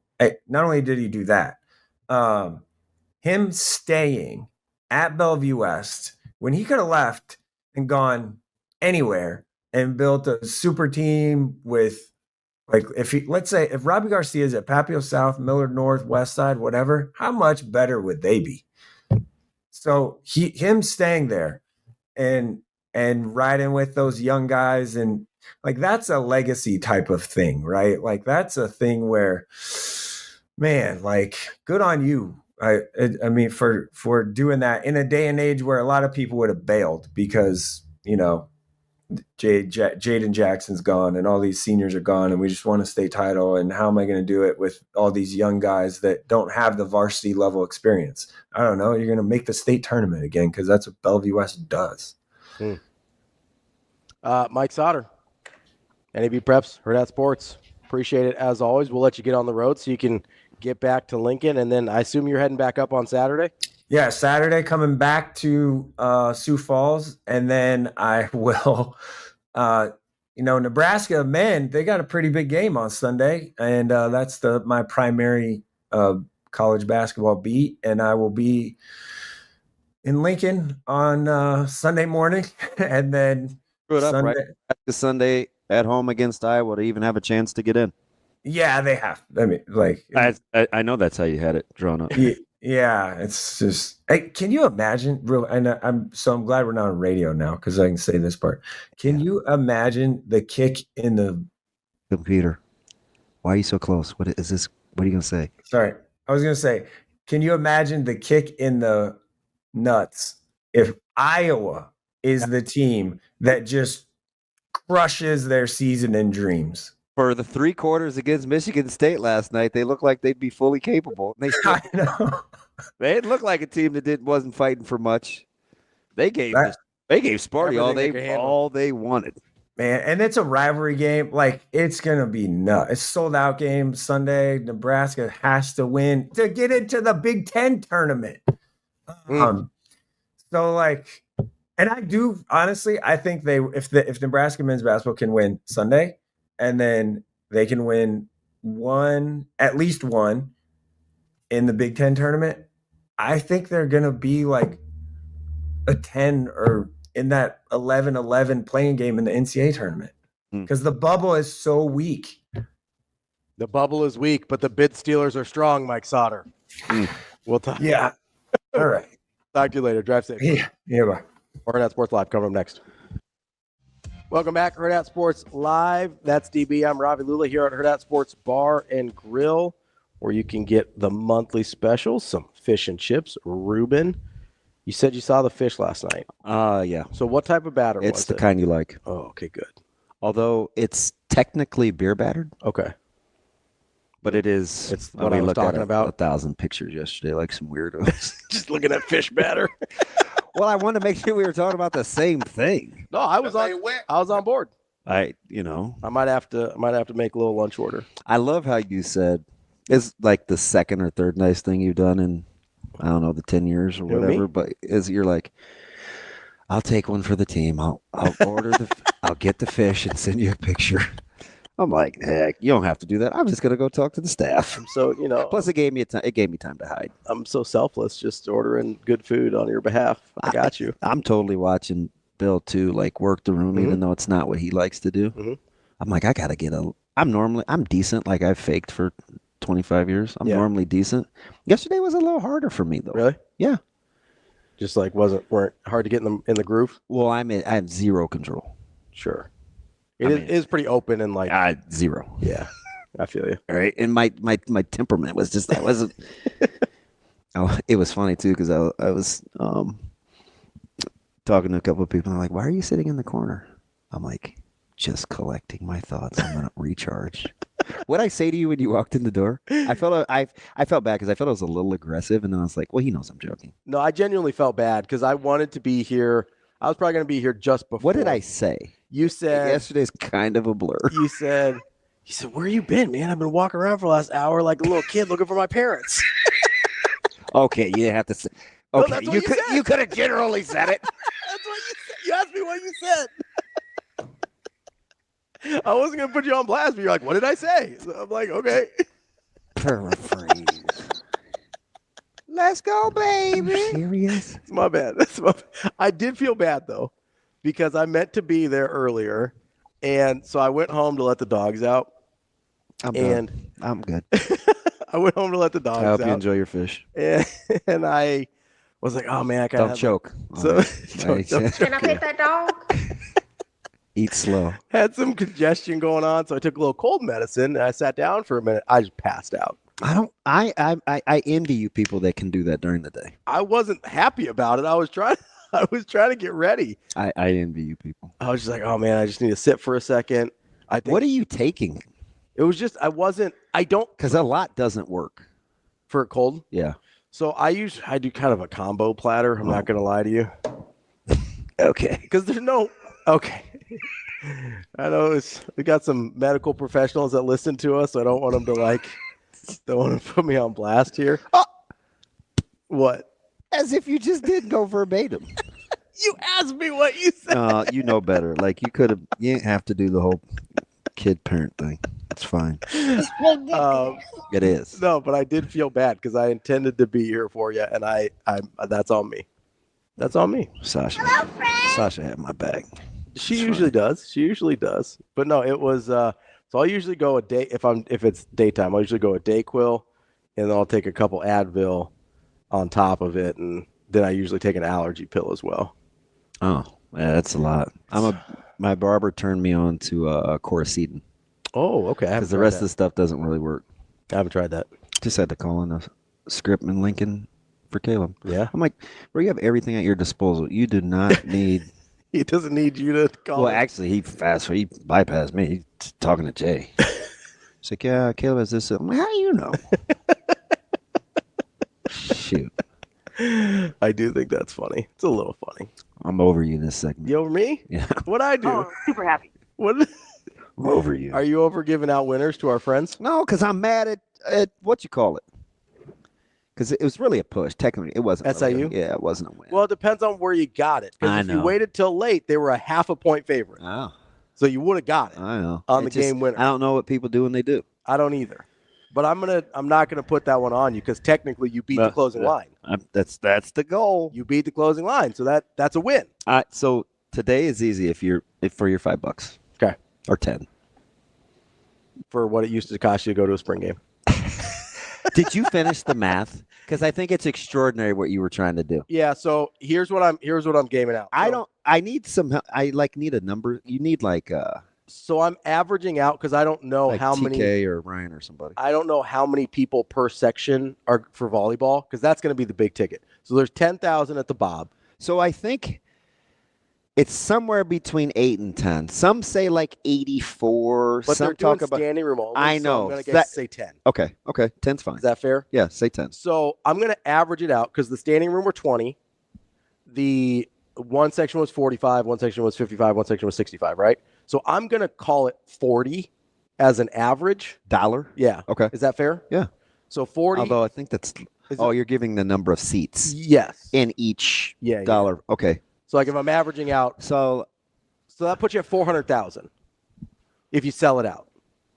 If you average it out to $40 a seat at 10,000, 40,000, we did another 80 for the tours.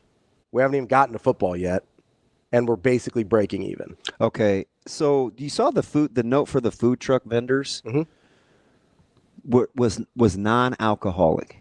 Yeah. Is that because they're going to serve alcohol in the stadium or not yet? That's a terrific question. I don't know. Yeah, I don't know why I'm asking, except it's more rhetorical. I hadn't thought of that. I think they may be fun if they're doing it inside as like a trial. Sure. Maybe they don't want you to funnel dollars inside. Yeah, which makes sense. Or they're not doing it at all. My guess would be they're not doing it at all, but I don't know. All right, baseball's got it.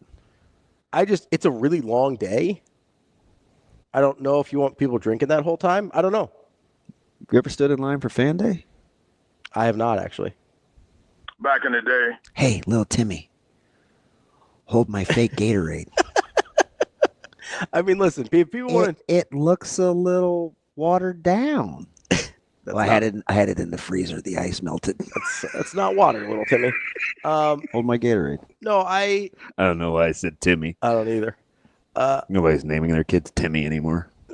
Is that true? Timmy doesn't. I don't know. You could always Google top 24 boy names. It's a lot of Liams and Cohens and Braxton. Everybody. Yeah, Braxtons. Jackson with an X. Olivers and Ethan. We're getting a lot of Olivers. Ethans. We're getting a lot of Olivers. I don't get a lot of Tims. I don't think we're getting a lot of Olivers. Don't put that crap on me. Do you know any Tims under the age of 20? I don't know any Olivers at the age of anything. Oh yeah. Zoe's is there a lot of Olivers? Zoe's class has 2. Really? She has Olivers, Colton. Colton's a big one. He's naughty. It's always funny to me when to listen to parents talk about other kids in their kids' class. Mm-hmm. They're like, "Oh, he's not a good kid." Well, we just had parent-teacher conferences. I was just talking to somebody yesterday. I was like, "Oh man, not a good kid." Just wow. And it was a youngin'? There's time to change. You don't have to box them in. No, but for now, it's not a huge fan of their work. I like. I'll say who are our winners. Well, TK, golly, TK, you could just call me. I like Illinois. Give me my bets, DB. and this is crazy, but if you want to, 5 to make 18 or whatever. Yeah. High Point as well. Take High Point. Take Illinois. Trust me on this one. Thank me later. I'm always taking High Point. Our guy Al Huss is doing work down there. 100%. And how about that dude's a coach. Hey, so all in on High Point. Thank you for pointing that out. Mm-hmm. You know another one of a former staff member who had to leave quickly? Who's that? Take a look at what Central Connecticut's done. Is it Sellers? Yes. Yeah, Central Connecticut State. His last 2.5 years. They're a good squad. They are crushing it. Yeah. Huss is going to get a high major job sooner rather than later. Well, High Point. Yeah, that's I'm all on. I'm a little biased, but. And you like Illinois minus 4.5? Yeah. All right, there you go. That's DB. I'm Ravi. Lulla. That's a bet on it. We've got Matt Vrzal coming up next. Wrapping up the show and the week as we always do here on Hurrdat Sports Live with our friend Matt Vrzal, former Husker, owner of Piezon's Pizzeria. What's up, Verz? What's up, fuckers? How you I think we're 3 for 3. This is going to happen. That's how we're doing it. Oh, yeah. We're on the internet now. It's a lawless land. I'm going to say hello anyway. So that's how I say hello to people. Yeah, it clearly is. Did you save me any of the stuff that you cut up? Because you had jokes. You were making me mad. I just wanted a simple yes. I need that in my life. I didn't need your sarcasm or That was funny though. Oh, it wasn't. You snooze, you lose. That stuff's gone. Are you Good is gone. Are you serious? Yeah. I got time for you to be lollygagging around. What's your next question for Matt, Ravi? I hope you're joking. I'm waiting. Gone. What I had to give to you was gone. What do you mean if I snooze, I lose? You gave me like 20 minutes to respond. It's a fast acting world, baby. You got to get on. No, he did. Wait a minute. This how you know he's been around kids. You did not. Your background, mine, did not just tell me I need to get on. Yeah, I did. All right, hipster. All right, cool guy. Me and the kids. I'm one with the kids. Me and Wu-Tang, we're for the kids. Micah would say to me, Dad, you need me to put you on? You want me to say 6'7" or wherever that is? That's the dumbest thing I've ever heard in my life. Well, I don't even know what that means. Nobody does. It doesn't mean nothing. Are you really out? Of what I was going to give to you, yeah. I had a whole little setup for you. Great. I know you're just rubbing it in because you know I'm getting mad, but I'm gonna. This is woosah self-control. Not doing it. I'm not doing it. You got Frankie sitting up there, the man. Yeah. You know. So do you know what these two are up here because they're guys that win a lot of games. People kind of hate on them. Career is kind of defined by who they chose at quarterback. Highly competitive guys. Yeah. And they have awesome. They both wear cool hats. You like that? You had me till the hats. Like, I think there's better Nebraska. Are you ever in your life just going to go along to get along? I think there's better hats out there. I'm not going to lie to you. Well, I didn't say it was creme de la creme. Frank's got a good hat on. They represent, well, one represents what used to be a stable organization. The other one represents a very stable organization. You can see Nebraska moving back towards stability. That's a tough one. I can. I mean, I can see pretty much anything in great situations or scenarios, but it's the time now where it's like the rubber has to meet the road. Mm-hmm. Like product on the field has to meet expectation and those kind of things. By the way, Ravi, when Damon hints at you things like that, like they might be selling booze in the stadium, he knows they're probably going to sell booze in the stadium. No, I actually don't. Why are you? I mean, and then my question is this: you're going to be selling food in the stadium. I sell food outside. You got to make money. Okay, let's process through that. How does that work? You think the vendors are paying? No, I'm going to ask. I'm going to ask the business owner. So you got to assume they better be. The vendors are probably paying Nebraska a fee. No, maybe they aren't. Though. I don't know if you can go at a food truck like that because the food truck part of it, while you're in a food truck, is you want low entry cost, and the food truck food is amazing. Wait, I don't know what really good. Like low overhead, you don't have a brick and mortar. Oh, you mean in general as the business? Correct. Okay. Yeah. Okay. So you get your truck and you get your supplies, and you're of course more agile. You don't need a boatload of staff. You can get by and you go location to location, and you got 3-4 employees, and away you go. And to charge them, I'd be surprised if they charge them. Doesn't seem Nebraska-y, although they have opened up a lot of different revenue streams. You know what I mean? Yeah, like even for like this event, you can see strategically how they do it. It would be like you saying to me. Not me, because some days you like me, but like let's say you have people that just want to do what I do. Sit in there. You don't need anybody to wait on them, but I'm occupying a space, right? So you may say to me, okay, that's fine. You may charge me 3 paying customers. For you just to sit here and mind your own business, it's going to cost you $30 extra. And I may pay that, right? Because of kind of how, like what I want to accomplish. So if Nebraska sets up the day the way that they do with the garage sale, and you can't do the garage sale unless you buy a deal for another game, and it works out this way sequentially, they may just be already stacking the money based on how they set it up. You can do the garage sale at any time.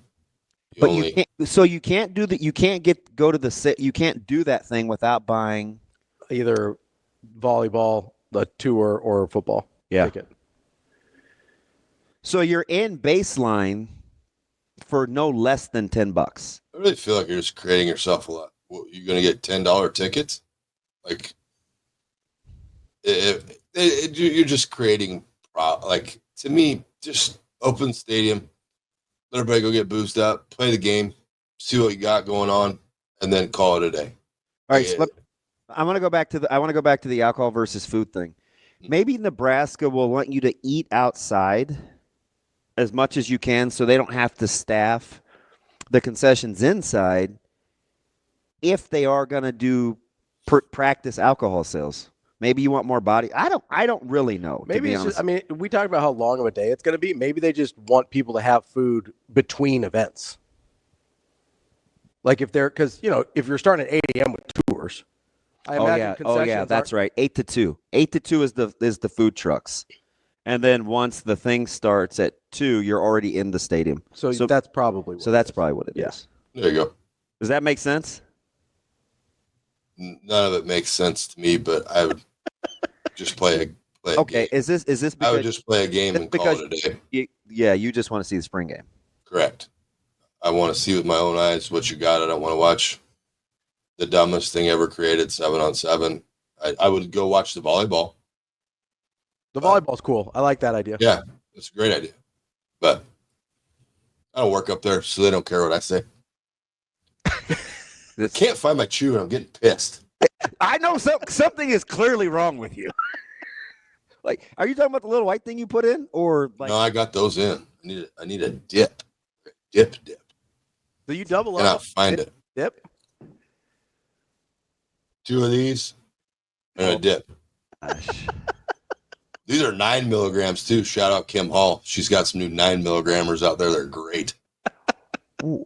Just did. Yeah, he looked like a little walrus for a second with the 2 packs out. Is that normal, or is that just you because of the way you rev?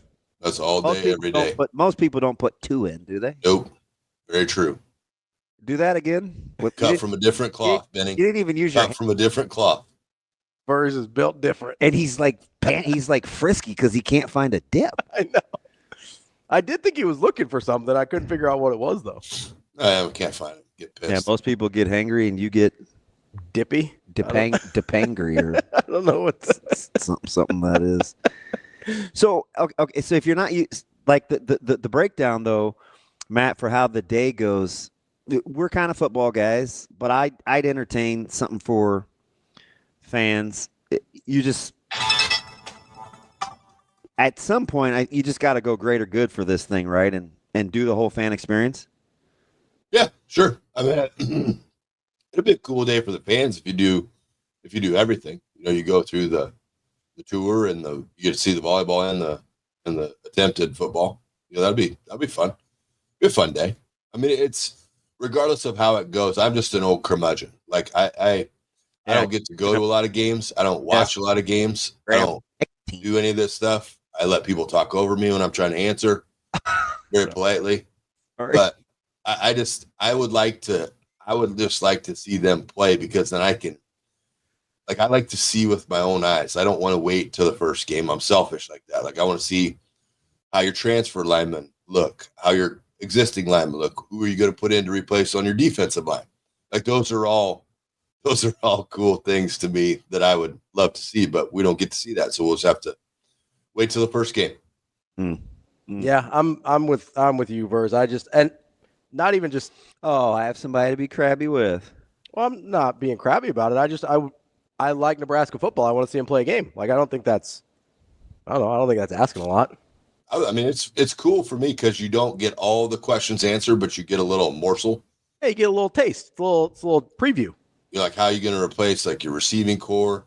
Get some younger kids are probably going to factor in right away. How does the Georgia Southern transfer? How's he look? So I think he's going to be a stud. So I'd like to see him play, but I like to watch games. Like I like to watch actual games. Would you have preferred they do just an open practice like they did in the fall as opposed to the 7-on-7 stuff? Like, would you have gotten more from that? Probably. You could watch group work and all that stuff and kind of see how it goes. Now, group work can be pretty dumbed down and all that, as long as there's, I don't need to see 4 full quarters of 1v1 and 2v2, but if we got a nice 15 player after a practice, you bet. I think that'd be great. A nice fit. What? I'm sorry. Is that a pause? Can I talk? It's your show. You're just doing what you want. It's flipping incredible. Thank you. I forgot my question. I forgot my question. Can I go back? Just wait till I get my whiteboard here. I'm going to keep a tally of how much you mad. Damon's speechless. I have a question. Were you ever a coffee drinker? I've never consumed coffee in my life. Shane, can you turn your mic on? How much nicotine is in a pack of cigarettes? A lot. Probably a lot.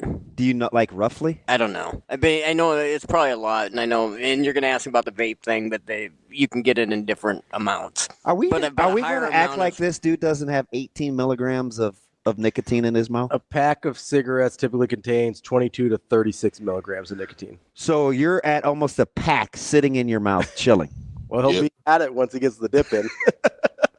Every day, all day. That is flipping incredible. To this day. I'm gonna need you to be better, okay? Okay. I'm get in line. I'm highly stressed, but I don't need you adding to it, okay? Why are you stressed? Oh, fudge. You're nothing. No reason. No reason. Come on, what's stressing you out? Now, don't ask me in that voice. Don't do that to me. Don't. Why are you stressed? You make a lot of stress. I do. Don't do that. I do. It's the hero. I'm going to pull a T on you. I'm not mad at you, Damon. I'm just disappointed in you. That you create stress for yourself. Boy, passive aggressive Matt is that's funny to you because you know the backstory. I do. Matt, you're absolutely the worst. I'm like I. So I hear from you every week. I don't know. I really enjoyed you today, Matt. That's way too weirdos call me Matt too. Like, that's awkward. Don't do that. Sorry, Verse. Okay. You're not acting very Matty-like today, so you're definitely not getting that. You're going to get another word if I can think of one. What are you thinking? It's you gonna cuss? Stupid smile. He got so excited that you might curse on air. Do you want to cuss? No, I don't. Just do it. It feels good. I actually contemplated I'll it. say you think about it. Yeah. Is the lobby open? No, we got lunch today. All cheese, baby. Thank God for Lent. Oh, wasn't that a couple years ago where we went to the grocery store and got stuff? We had to go get anchovies. I probably have to do. Yeah, this dude climbing on the shelves like a 4-year-old to get on the top shelf. Didn't climb on a shelf. Yes, you did. Did you put your foot on the shelf and look on the top row? I did not. I just reached my hand up and grabbed the box. That's a lie. You said, I know there's more back there. Are you really trying to tell me you didn't scale that thing? Buddy, I wouldn't shit you. You're my favorite turd. All right. Shane, can you cue the music? Matt. You walked right into that one. No, I didn't. I think Richard. No, Don't get mad. I've never heard that saying before. That's really funny. Why are you so mad today? It's not What's about going you. on? About the saying. The saying. Caleb's sick. You guys got him meds. What's wrong? Oh my God. Zoe's probably in trouble. He did have conferences yesterday. How'd conferences go? She's fine. She's fine. She's doing well. She's smart she's smart. Yeah. No thanks to you. I know. I didn't make her, so I can't take any credit. Oh my God. First, good talking to you, buddy. We'll talk to you next week. See you, boys. We'll be back on Monday with more Hurrdat Sports Live.